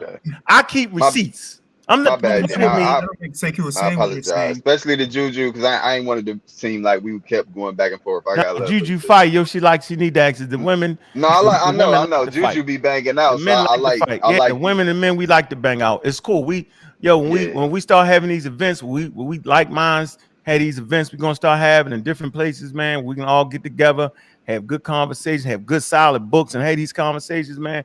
It ain't nothing but love, man. We don't know everything we learn from each Juju other. a beast. Juju need to debate. I watched that. I know, yeah. We're gonna Brother get in Unc, I there think and you make and sure she you get all and the money. Brother Unc, you and- listen to you a and Jack city have- minute? No, man, you're not diving in like that, man. We got Sean, a Go ahead. Shadow Band. Did I say Shadow Band? I said that right? You've been patient, bro. I can't be as patient. Y'all been jumped in like Stephen skipped you. Stephen skipped you. What it is, man. What it is. My bad. Nah, you My good. bad. You jumped in. My bad, everybody. My bad. Nah, My you straight. bad. Nah, I appreciate the conversation. I hope that I hope you get one. He came like Marcus Garvey, yo. African for the African. The nigga ain't never. Hey, yo, you know Garvey never went to Africa, right? How does that make sense, yo? It don't make no sense. You would go one time at least. All right, let me stop, man. All right, man. Okay. Never mind. My bad, Joe. My bad. Go ahead. No, you good. I'm gonna let the brother go. Yeah, y'all be easy though, man. Love. I appreciate your support, man. Get back to what you're doing. That was a good insight, and I hope you understand. Appreciate you, brother. All right, man. This is a little bit off the topic. No, don't do it. What you trying to take? No, I'm just trying to get an understanding of, what are the purpose of the debates in general. Y'all having debates. I see y'all having debates on various topics. But after the debates, what is the next step? So well, human beings debate. Human beings been debating since prehistoric times. I understand that. I'm just saying after y'all. I'm answering a question. Okay, go ahead. The purpose of any debate is to expose people for trying to promote wild information. The same thing with the presidential debates. You want to hear their stance. You want to hear what's best for this, what's best for that. So that's typically the reasons for debates. Now they may vary in degree based off where it's at, right? Where you at? You know, what platform is on, right? But generally speaking, debates are to bring two opposing ideas and argue it because humans like to argue. These debates are more so on religion, and I would say to lump it up in one sum. This is more personal, and I'm wondering how does this affect one's individuality when one have to choose one thing over another just to belong in a group or an environment, and it's just like y'all went into a library and came out fighting. Y'all got all these various books, and y'all debating on which book is better than the other. Y'all who's the y'all? Identify. In general. I start off in general. No, get I don't like the general conversation. Don't clump me in. Let's talk about my debate, science, right? And religion, yo. You don't think that's important to our growth? And one side promoting flammery, absolutely, promoting religion, and acting like science and religion, you know what I'm saying, is one and the same, right? And the other side is saying, nope, separate the shit. Two different things. I'm looking at the world history. I just gave you 174,000 years ago where proto-science took over, or else we wouldn't even be on this phone. So I'm promoting the growth and development of the black community. That's what I'm promoting. No, I thought the argument was science versus African spirituality versus science. Right. So which one would you pick? Well, I have to first understand what's no. Without you understanding anything, before you just which would you pick first? Without understanding nothing, African spirituality versus science. What would you think would help you if I'm kicking your fucking door in with a gun? First of all, I wouldn't even choose between the two. I would subject myself. I would take both. First of all, spirituality, spirituality in me. I don't want to do it. I can't do it with you, yo. Make me want to fight. No, you made that up, yo. That's not true. No, you asked me a question. I'm trying to. No, but spirituality don't make you want to fight, yo. It's fight or flight responses that are biological, yo. I asked you the question. Did you hear what I just said? It's called fight or flight responses, which are biological based off of the evolutionary process on whether you in particular would fight. And then if you want to fight, if you're prepared through having some type of weapon. That's the real answer, bro. I'm trying to get an understanding. So no, you're not. I know you heard me loud and clear. I'm not trying to be rude. I just want to I don't feel like playing this morning. So I want to get straight to you. Listen. So I just wanted I cannot allow you to say, I cannot allow you to say that it's both. You did.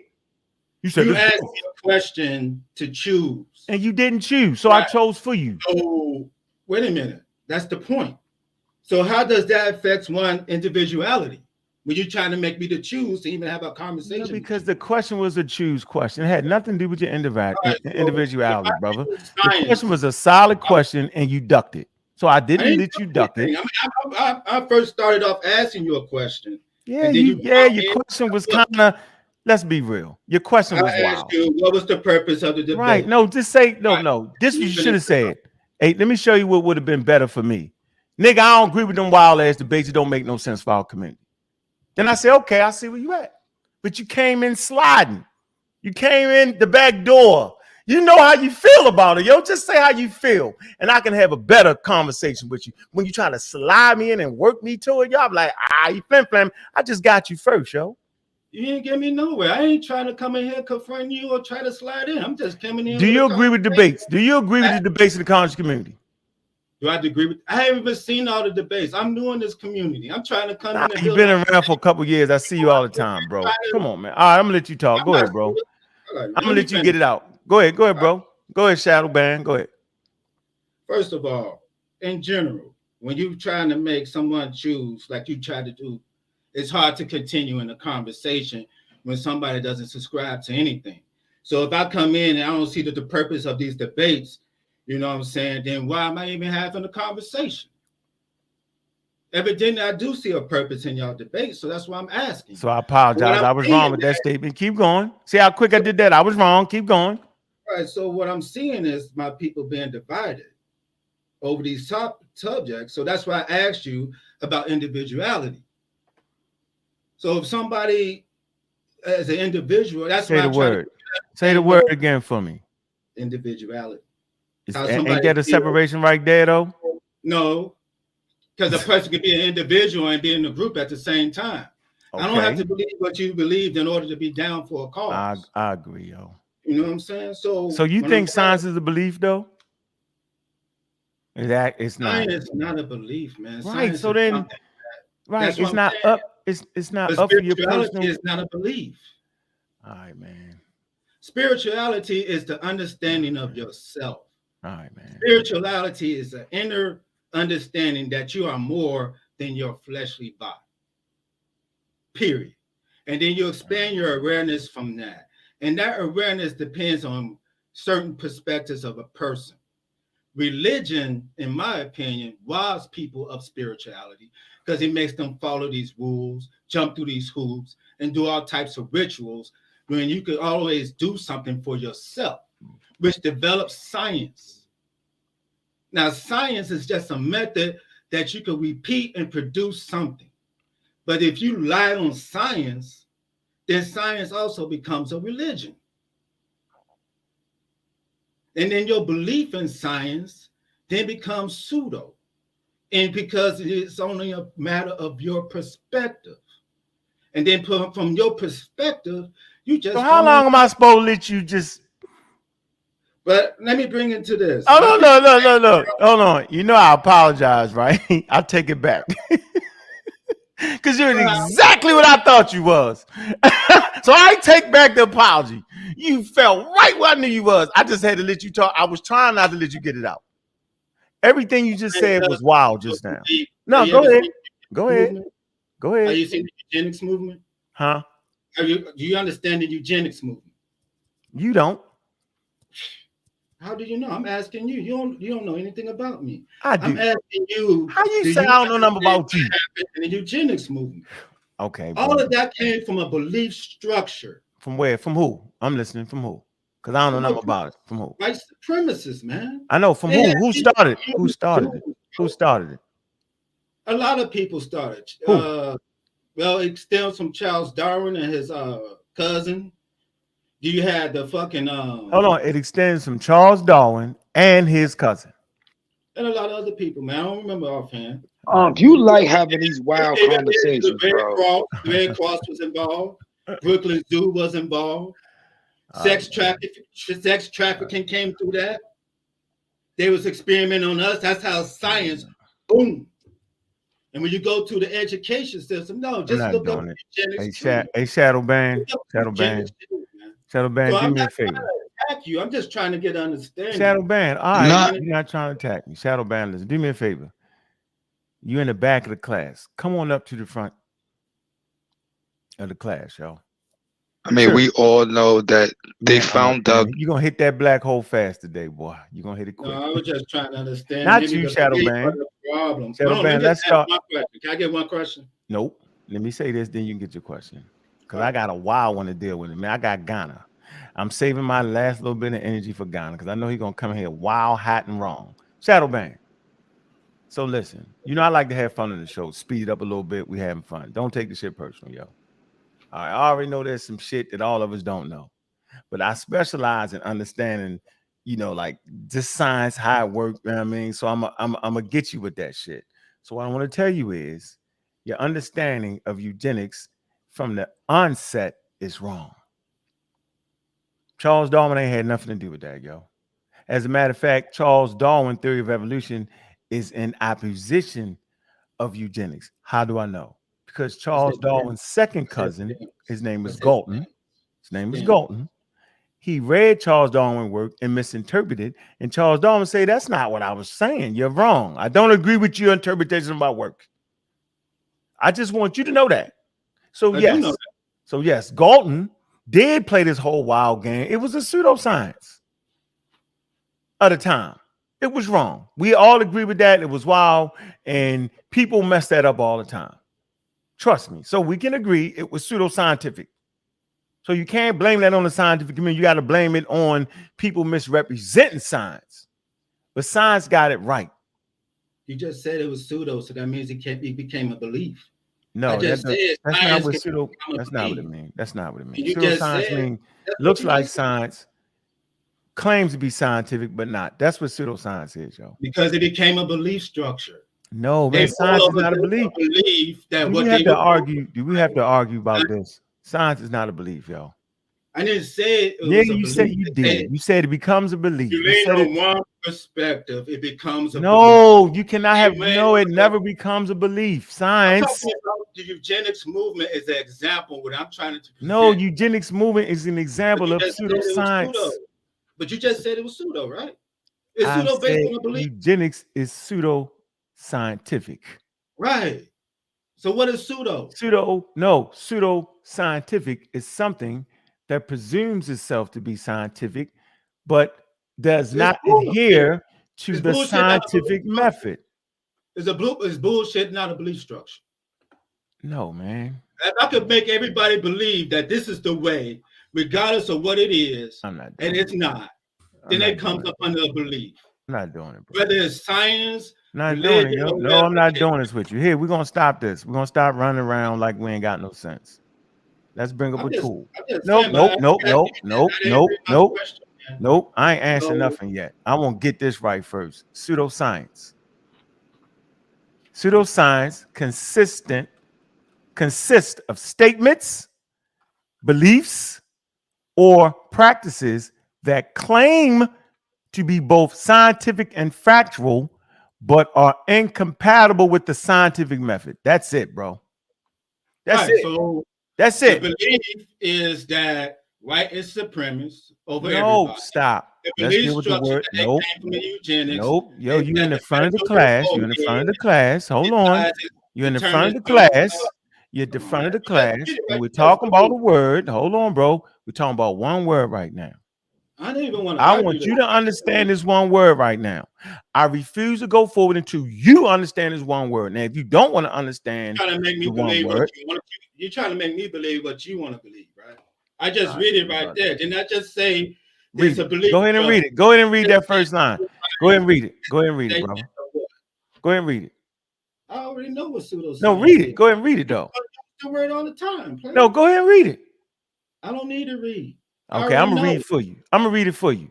You just read it. I'm gonna read it one more time because you're talking like you didn't know what I just said. Pseudoscience consists of statements. Pseudoscience, though, consists of statements, beliefs, pseudoscience, though, or practices that claim to be scientific and factual, but are incompatible with the scientific method. So now we can further this conversation. So hold on. So if pseudoscience is based in beliefs and practices, right, then science is actually not. So stop saying that science is a belief because science is not a belief. I didn't say it was. So what did you say? I said you said it becomes a religion. I heard you, bro. Man, okay then. So right, so religion is beliefs. Why are we arguing over something we agree about? Man, you flamming right now. I just told you if you lean on one perspective, it becomes a belief. No, what perspective? Right, that's what I'm saying. Yo, I'm saying your statement is not a real statement. Go ahead, Bron. Go ahead, Bryce. I'm done. Can I speak? I want to speak to something that I'm done. That he's saying right now, because one of the things I do know, Shadow Band, there's no disrespect to you. Just if you allow me to let me finish and don't cut me off, I just want to tell you something. All right, I already know that at the end of our conversation, you're not going to believe. I'm not going to change your belief. You're not going to change mine. But you said something that say why people debate. There's a reason why people debate that is so important that a lot of people don't understand. They did a study. This is across. You can search it yourself. They did a study. With the COVID vaccines, as far as when they're talking about it's a conspiracy and it's a hoax and all of this, that, and the other. When they were talking about how it was a conspiracy and how it was a hoax, do you know that they tracked 70% of all the shares on social media, YouTube, Facebook, Instagram? They tracked all of it to 12 people. 12. Mm-hmm. They tracked 80%. So literally all this misinformation was literally tracked back to 12 people. So we have to have Islam. He's one of them. We have to have these discussions. We have to have these discussions. One, because now we have the internet. And see, people think they're say cool and people like himself. They say, oh, why you talk to him and this, that, and other. And I used to be that way. I used to say, I'm not here to teach. I talk with peers, everybody else you teach. But at the end of the day, you have to have these discussions because misinformation, and I want you to understand what I'm saying. Misinformation is an accident. Disinformation is a lie. So when you out here passing out disinformation, if you just are misinformed, then I just assume you don't know yet. Maybe there's a chance you'll learn as you grow. But when you are purposefully passing out disinformation, that means you're lying. Because when I listen to somebody like Sekou, I say things like, I wonder why, when you say things, or other people like even Ron Burkin, when they say things, I sit back and I say, I wonder why they believe what it is they believe. But then I go back and I say to somebody like Sekou, why is it that you want them people to believe what they believe? And then the last step to me is this is all simple stuff. You have to beat somebody like Sekou in the head. You have to beat somebody like his message in the head. Because what happens is he does three things. He creates disinformation. Then he gets on YouTube and all these other sites and TikTok. And then he amplifies the disinformation. And then people start believing it. But I don't think Brother Sekou. No, let me finish. Don't cut my wisdom. Don't cut my wisdom. I'm listening to you, but okay, go ahead. So just you're talking, you're not listening. What I'm saying is, also. Go ahead. No, I understand. I only mentioned you because I've been waiting for a while out of respect. Okay. So what I'm saying is the reason why you have to speak to him, like the young man said before Shadow Band started talking. He said he listened to Reggie's show the other day. But you know what? When y'all listen, I wonder if y'all actually listening and do you hear. One of Sekou's plans, Reggie came to him with a base plan and said, and this is, I mean, I already knew he was a kook, but when he literally said, Reggie said, so you mean that we're going to focus on spirituality first, but not food and water? And he literally, Sekou, he literally said, we have to get everybody organized under spirituality and all the other things that come. Do you understand how dangerous that is? That somebody would believe that? That somebody would actually believe. He said that, though. I don't think he said that. Let me finish talking. Go ahead. One of the things I do know is I'm not trying to make you believe what I believe. I'm not here for that. We having discussion. I could pull it up and do all of that. It's unnecessary. The fact that you're trying to do something that's never been done in the times that we're in, the reason why I compared them to them 12 people, how many people died watching COVID conspiracies that did not know that it came from 12 people? So what was those 12 people's gain? What were they trying to gain? So I end in this. No. This is just a dialogue. I end in this. Wow. I say that as far as debate, we have to have these debates. We have to have these conversations. The debate is positive. But you know what I know about? Hold on. You know what I notice about people with belief? Y'all don't like to let people talk. All right, let's move on. Yeah, this is let people respond to you. Nah, we straight. Now, hold on. We gotta let somebody else in. Google Scholar, where you at, brother? I know you be moving. I know you want to jump in real quick. Then we're gonna let Ghana. Yeah, no, I'm kind of enjoying the conversation. I'd like to hear the responses. Also, if anybody, if Gola is still on here, I'd like to get his YouTube channel. But for the most part, I'm just listening. Enjoying the conversation. You said what about the YouTube channel? You said what? Gola. Gola. The book of Al Jahid. Yeah, but I tried to search it. I couldn't find it. It's my name, Gullah Jabiri / you put slash and then Al Jahid. Okay. You can go change that, Gullah. Make it easy for people to get to, yo. Don't make it hard for them to get to it. We want to support you, but it can't do all that. You can do it simple. You can change. Yeah, but I'm listening. If there's something I can contribute, I will. But for the most just part, jump in. You don't gotta ask. Yeah. Let's get to Ghana. What's up, Ghana? Unmute yourself. Yeah, I'm what's up? I'm gonna put the link in the back chat, Google Scholar. Yeah, do that. What's on your of mind? All faces, mine. Hey, so you know where I stand with it. Damn, my mic sounds so echoey. You sound good. Go ahead. Okay. Yeah, so you know where I stand with it. I'm with African spirituality, which, as we already know, encompasses science. Science is a part of that. It seems like you keep getting confused, or when you're saying it, you sort of act like African See what I'm saying, Ron? is anti-science or something. That's not the case at all. See, Ron? I'm on a different page than that. I think it's. See, Ron? No. Let them talk. Let them talk. I just want to let you know where they be at. That's my point. Hold on. No, go ahead. I can hear you. Know I cut you off, Ghana. Go ahead, bro. I can't even hear you, bro. Hold on. Good.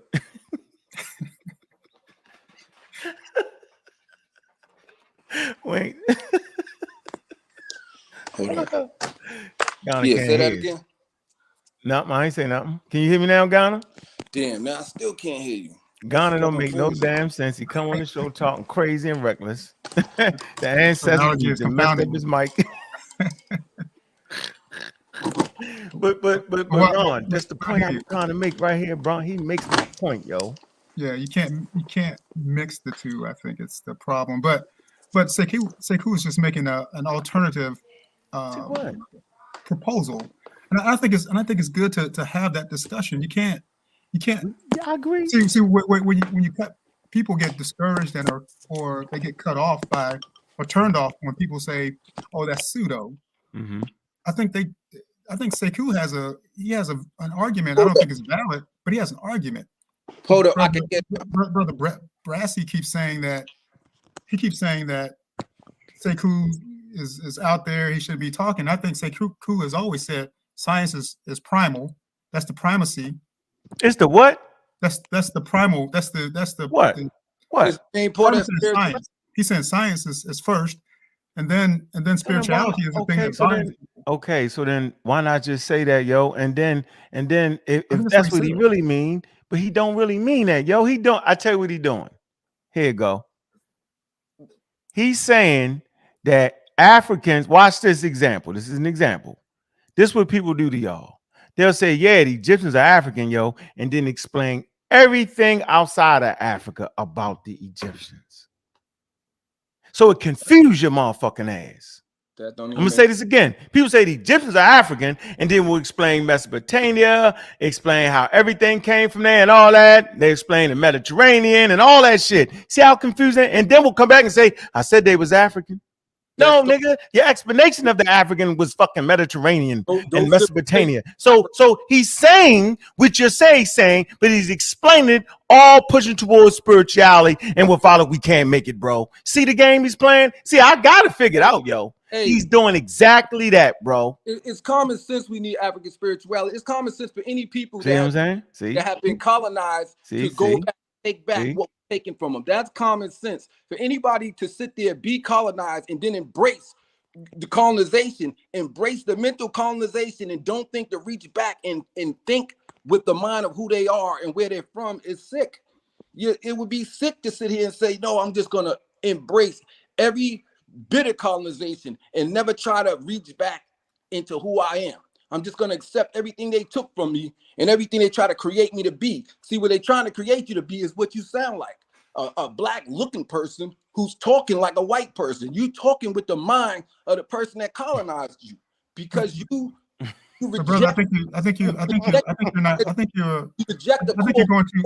too far. I mean, let him go. Nope, you gotta let him go. I want you to hear the Zealot show. Let him go. Let him go. Let him talk. Keep going, yo. You're doing a great job. Right. You can call me 3 names. I ain't even mad at you. I want you how you really feel that Ghana. Go ahead, bro. You don't just have to look at black people, here in the US. You can look at black people or any people that have been colonized anywhere in the world, and you will see the answer to their colonization is always going to be the same. It's going to be decolonization. Each group anywhere in the world will tell you that. The top intelligent people of those groups will tell you, of course, you have to reach back and go for what they stole from you. Stop. I want you to freeze right there. Hold on. I like that. Let's see. I don't understand. Hold on. Don't worry about it. Can y'all see the slide? Can y'all see the slide? I think y'all making this personal, man. No, man. All right. Can y'all see the slide? What was taken from you is taken from Hold on, man. Can y'all see the slide? Yes or no? Yes, we can see it. Yeah, we can see the slide. Just the introduction. Watch this. This kill all that shit he just said. No, it doesn't. The significance of cultural identity. No matter where they are from, who they are, their economic circumstances or educational backgrounds. Significant majorities of Black Americans say being Black is extremely or very important to how they think about themselves, with about 3/4, 76% overall saying, watch this. Most Black adults say being Black is very important to how they see themselves. What does that mean? Bro. Ghana, you're gonna hit that black hole. Let me finish. How you can't let me for Ghana, you about to hit the black hole. It's gonna suck you in. You ain't gonna be able to defeat it. Let me finish my point. Let him finish. 54% say it's extremely important without fucking Sekou, without fucking Ghana, without the Pan-African movement, without any of the shit we think we talking about. 54% of Black people think it's very important. Now, very important, 22%. So without any of this shit that y'all talking about, 22% think it's very important. Very important. Now, 14% being Black, bro. Most adults saying being Black is very important to how they see themselves. Now, doesn't mean 14%. But you say it's somewhat important. Look, watch this. Very little, 3%. Little, a little important, 3%, and not at all is 5%. So overall, bro, 76%, right, of black people, okay, think it's very important to recognize all the shit you think you saying without any of that flim flam bam bam boom. I just wanted to make I just wanted to make that point very clear. So we're very excellent in what we're thinking about in our thoughts, and that's verified and backed up. That's the statistics. So obviously we don't need all that extra shit that y'all think y'all talking about, because it's, by the way, the extra stuff that they be talking about, ladies and gentlemen, We just added a new flim subject. flammery, be outright making up shit. They be acting like we the Native Americans. They be acting like we the Hebrews. They be acting like it be all wild and wrong anyway. So to add wild, wrong information to the conversation is just extraordinarily wild to me. So no, we don't. You that black hole got him. At the end of the day, ladies and gentlemen, we have been tricked. Based on being black, Can I finish? spirituality and science. Can I finish though, brother? I'm gonna let you talk. Ghana got to get a chance back in. I'm trying to tell y'all, who knew? Remember, I said I was black and I was proud since I was 6 to 7 years old. I understood it was important to be black. And as I grew, get more information, I never thought it wasn't important to be that. Where the shit went off the rails when I got in the conscious community and my head got filled with some wild, extraordinary shit where I thought Martin Luther King was a sucker. The Nation of Islam was the greatest thing since sliced bread. The Anunnaki was important. Wild shit. Yeah, but once I got back to the basics, I started to realize that if I really wanted the history, I got to go through anthropology, a field filled of black people. I need to get scientifically literate to get my real history and culture. So they're lying. We don't need to say cool, right? What does it mean? Mean we black and we proud, bro. That's what it means. But that poll is proud to be who we are. But brother Ankh, that poll is actually different than what Sekou is talking about. Sekou is talking about a specific part of black culture, namely spirituality. That poll isn't sliced enough to talk about that. No, hold on. And that's why I said his proposal. So why would we need watch this, Ron? So then why would we need African spirituality to do what? He's saying that black people would coalesce around that. They would become greater around that. I think that's his already coalesce around. Listen, if you know what it means, if you think it's important to be black, then you're going to coalesce around 76% of the people that think it's important to be black anyway. We understand black. Culture is broad. Culture is a broad word. Culture. We're talking about in America. We're talking about the African Americans, right? Yeah. Yeah, black culture in America is broad. It means a lot of things. It could be our food. It could be our dance. It could be no. I just want you. We fall under that banner. You know that, right? Like black people, like when it's time to march, we was all out there. My sons, my daughters, black people all came out. When they shot Freddie Gray, we tore down Baltimore, all that. We marched, bro. Listen, black people knew who they was. Did they know that culture? We was black. We didn't need the wild say cool package to understand that, yo. That's what I'm trying to say. Like most of the people that was out there marching for Freddie Gray don't know none of these wild conversations we be having. I want y'all to know that. See, y'all overemphasize a very, very minute segment of the community, which is called the conscious community, which is less than 1%, less than 0.1% of the overall 45 million black people. I want y'all to know that we ain't even really bubbling. My job is to stop y'all from miseducating the greater whole. Because it's starting to seep through like the Breakfast Club and all that shit. Like Polite and them. They weasel snake their way through. Like young Pharaoh, you know what I'm saying, was about to speak in front of the press. Like they ease their way through with the wild shit. So my job, yo, is the niggas gonna stop all that. That's my job, to make sure, right, that we educating this real African history, not the flim flam. Let you know where Africa really is. Man, is that black hole is real? So you get my point, though? You get what I'm wanting to say, Ron? Maybe I'm not. No, I do understand your point. My point, though, is that the discussion, the debate that you and Brother Sekou had, I think it was very important. I think we can have those type of debates because they give us a choice. It gives us a chance to choose which one.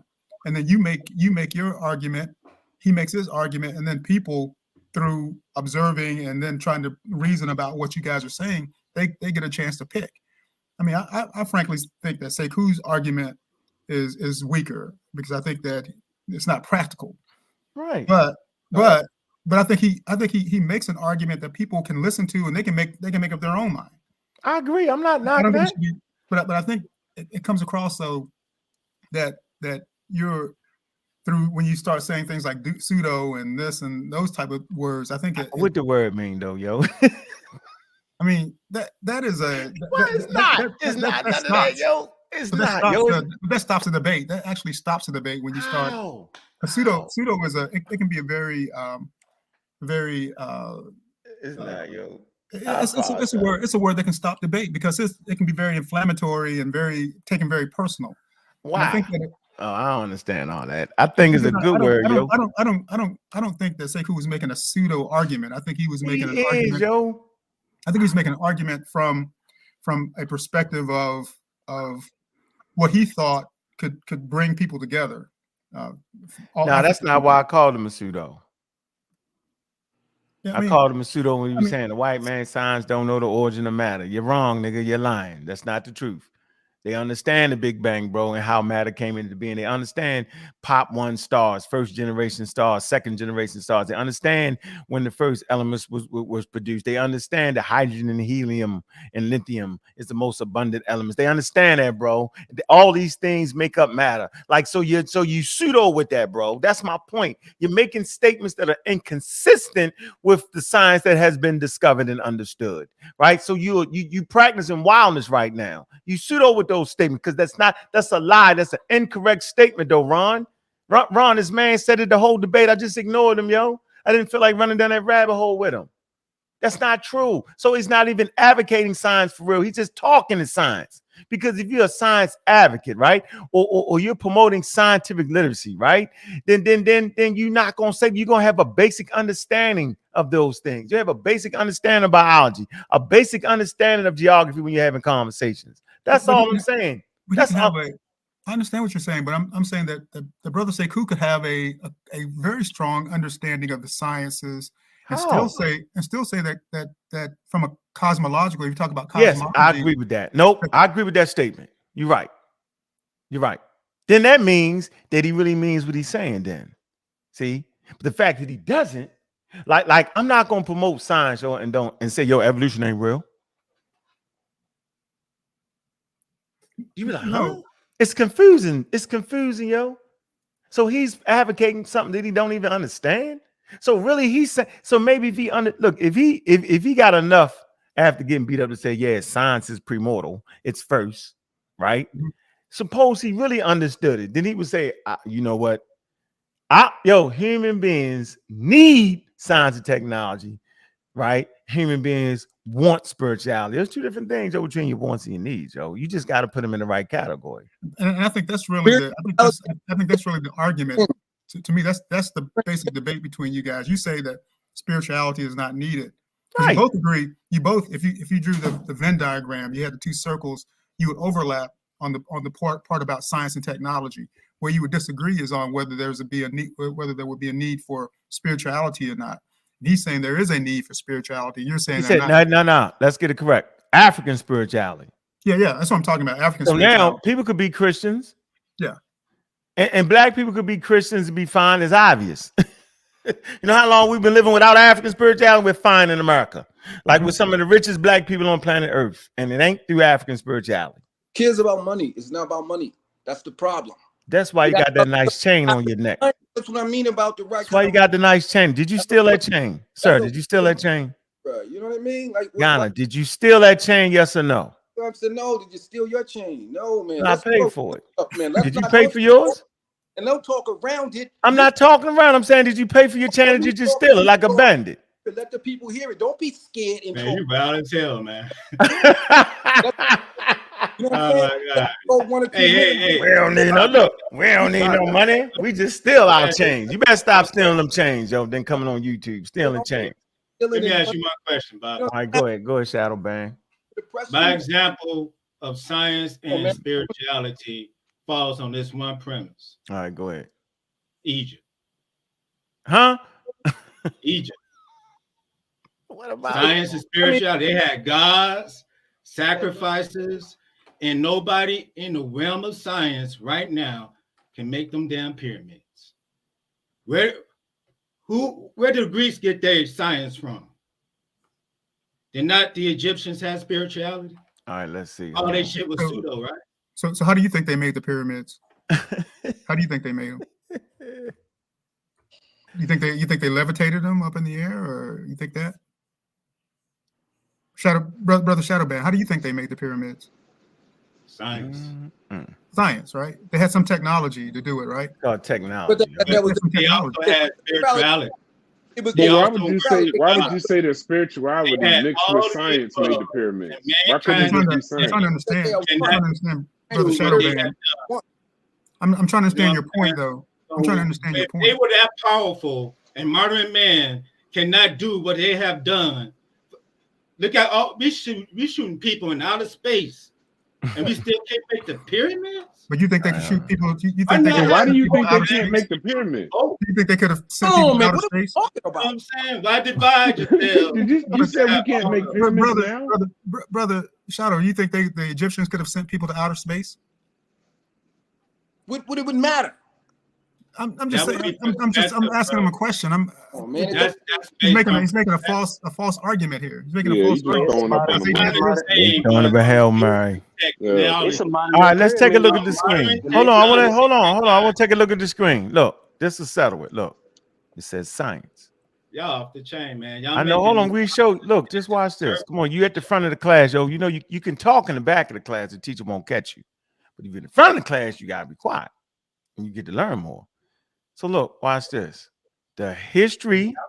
This is the encyclopedia. It says the history of scientific discipline spans the majority of the historical record. When we say historical, we saying written record, bro. It says with the earliest written records of identifiable processes, the processes to modern science. So there are processes that are identifiable to modern science dating to, watch this, Bronze Age Egypt and Mesopotamia from around 3000 to 120 BCE. Watch this. Their contribution to mathematics, astronomy, and medicine entered and shaped the Greek natural philosophy of classical antiquity. Thereby, formal attempts were made to provide explanations of events in the physical world based on natural causes while furthering advancements, including the introduction of the Hindu Arabic numeric system, were made during the golden age of India. That's dealing with science and innovation. The point here is that we already know, my nigga, that Egypt and that had processes that would lead to modern science. You're not telling us nothing new and slick. Just because they can't hold on, just because they can't build the damn pyramid, has nothing to do with the fact that they're giving credit where it's due. So I don't understand these arguments at times. They actually make no sense. So what? Who the hell gonna spend billions of dollars building a damn pyramid in the sand? Why don't the Egyptian government try to do it? We're past that stage. So watch this. The Egyptians couldn't build the Empire State Building. PBS, man. The Egyptians couldn't get past motherfucking disease. The Egyptians couldn't do surgery. Yes, they did. No, they didn't. You're making it up. They did do surgery. No, you're making it up. You playing now. You playing with words. They couldn't defeat the Romans and the Greeks. They couldn't defeat the Romans and the Greeks and the Syrians. Yeah, Egyptian surgery was walking around with a hole in his head. That's get him. That's brain surgery. Get him. You can watch all that. Walk around with a hole in your head. You can watch all that on PBS, man. That's no, they just had. Listen, the Egyptian surgery. Watch this. The Egyptian surgery was talking about they were sewing niggas up. They wasn't doing invasive surgery, bro. That's they got them doing. No. You messing it up. Man, they would they would have you walking around with a hole in your head with a big old crater in your head. That's the brain surgery that they was doing. Yeah, there was the hole in the head, yep. The point I was making, man, science and spirituality existed in Egypt. Yeah. Yeah, this how it existed too. Look, let me show you how it existed. Regardless of how it was used, it existed. Nah. I want to show you. Separate. I mean, there's no argument from my side that science and technology and spirituality existed, but it exists in America. It exists here today also. Yeah. So all right, here you go. Look. Here, let me show you. Look, this is good for you. I know y'all see the screen. We're gonna get out of here. Look at this, man. Here you go. Here you go. Turn up, girl. Let's see. You gotta let people talk. Now we're gonna end the show with this bull. I'm gonna let you talk. I'm gonna let you get it in. Yo, you just rude sometimes. Yo, you rude, inconsistent with the scientific method. You rude, yo. You getting too hyped up. I know it's your favorite subject right here. Let me get you the damn. Where is the damn Egyptians at? Where my boys at? Where my boys at? Let me see. What is spirituality? Mean spirituality? Reformation? Nope. I need the medicine part. All right, here we go. Let's get to the medicine. Nope. All right, here we go. Traditional ancient Egyptian medicine. Some basic concepts about traditional ancient Egyptian medicine. Ancient Egyptians did not have a clear dichotomy. Y'all know what that means, right? So I'm fighting for clear dichotomy between both medicine and magic. They considered health and illness a resulted from a person's relationship with the universe, including people, animals, good and bad spirits. You can get this in Traditional Ancient Egyptian Medicine Review, Saudi Journal of Biological Science, Volume 28, Issue 10. So they once again say, cool, lied. Use Wikipedia, use a liar, nigga.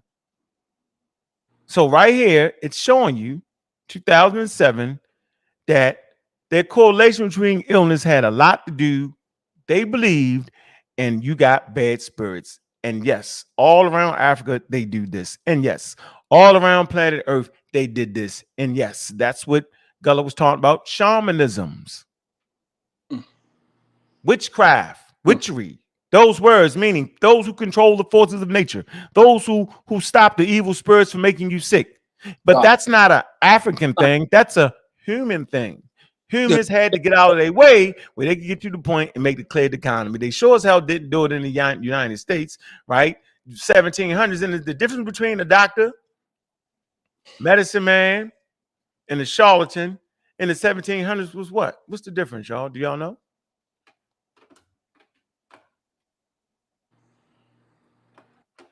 There wasn't no difference.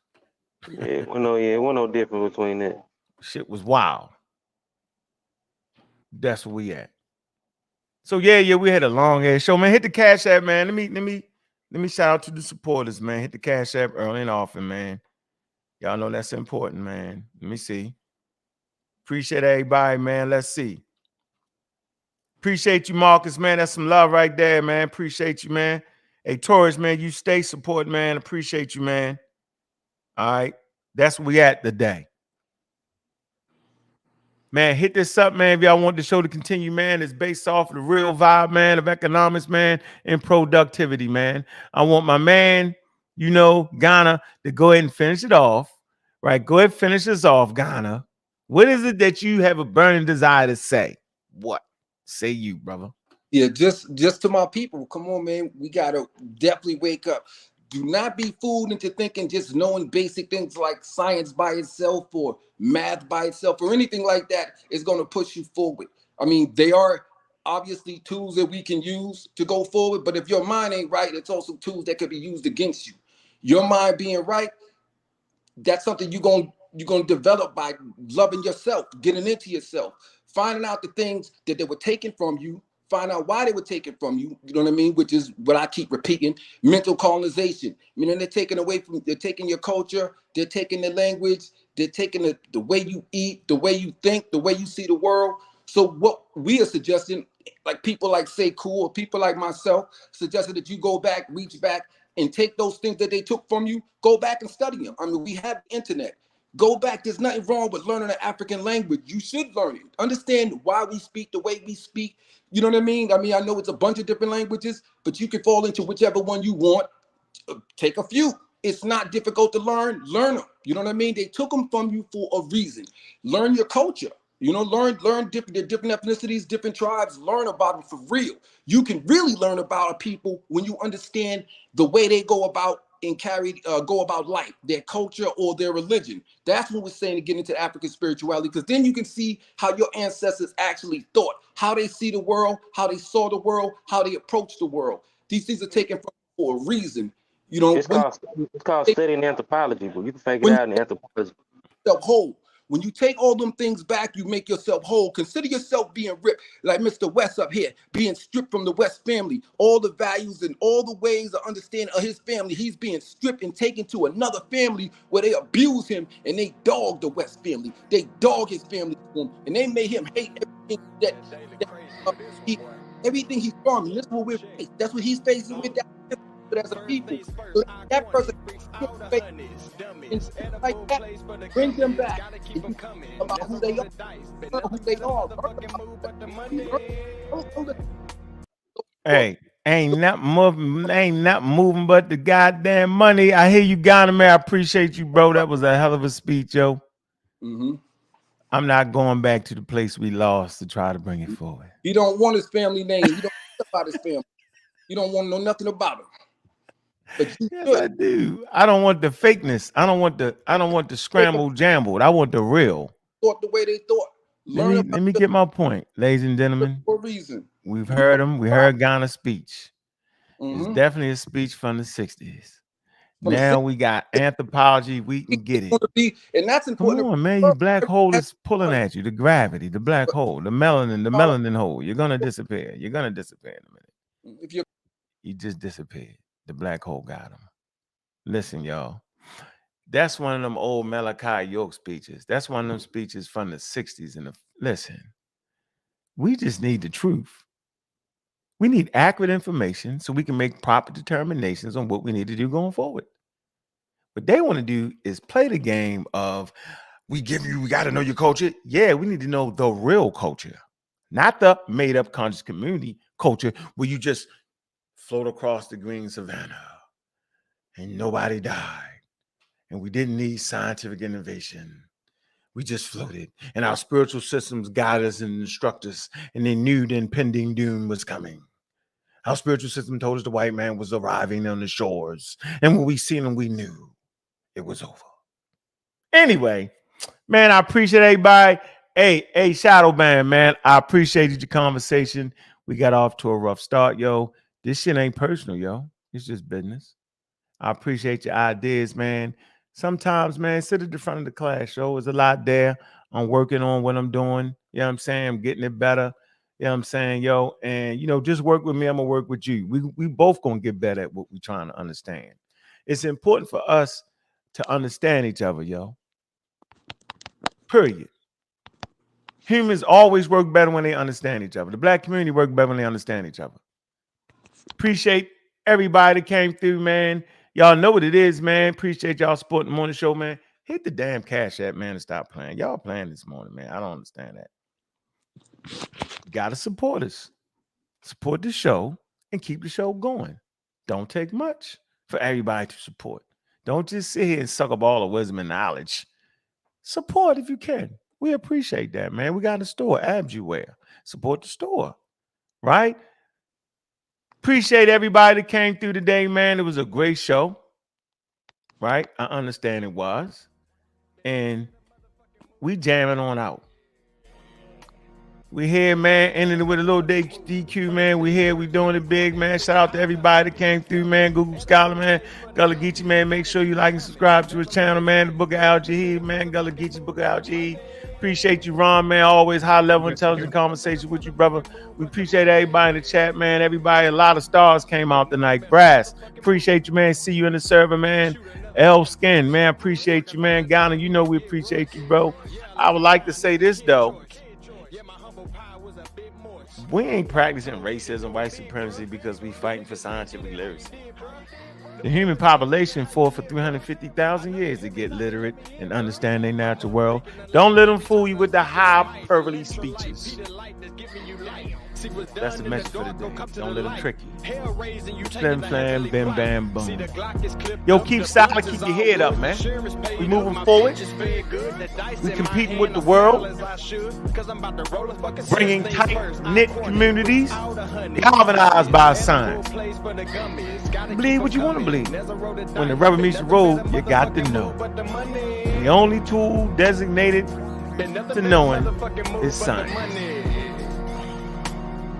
Been nothing but a motherfucking move. First things first, I corner, fix all the honeys, dummies. Edible place for the gummies, gotta keep them coming. As I roll the dice, been nothing but a motherfucking move but the money. Been nothing but a motherfucking move but the money. Been nothing but a motherfucking move, huh?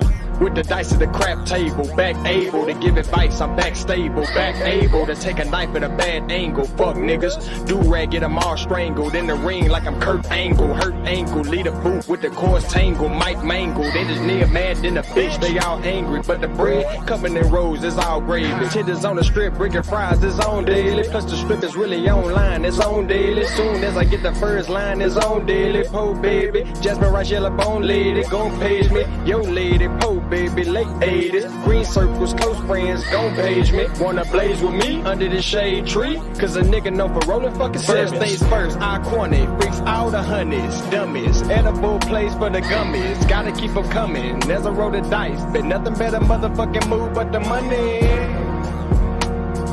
Been nothing but a motherfucking move but the money.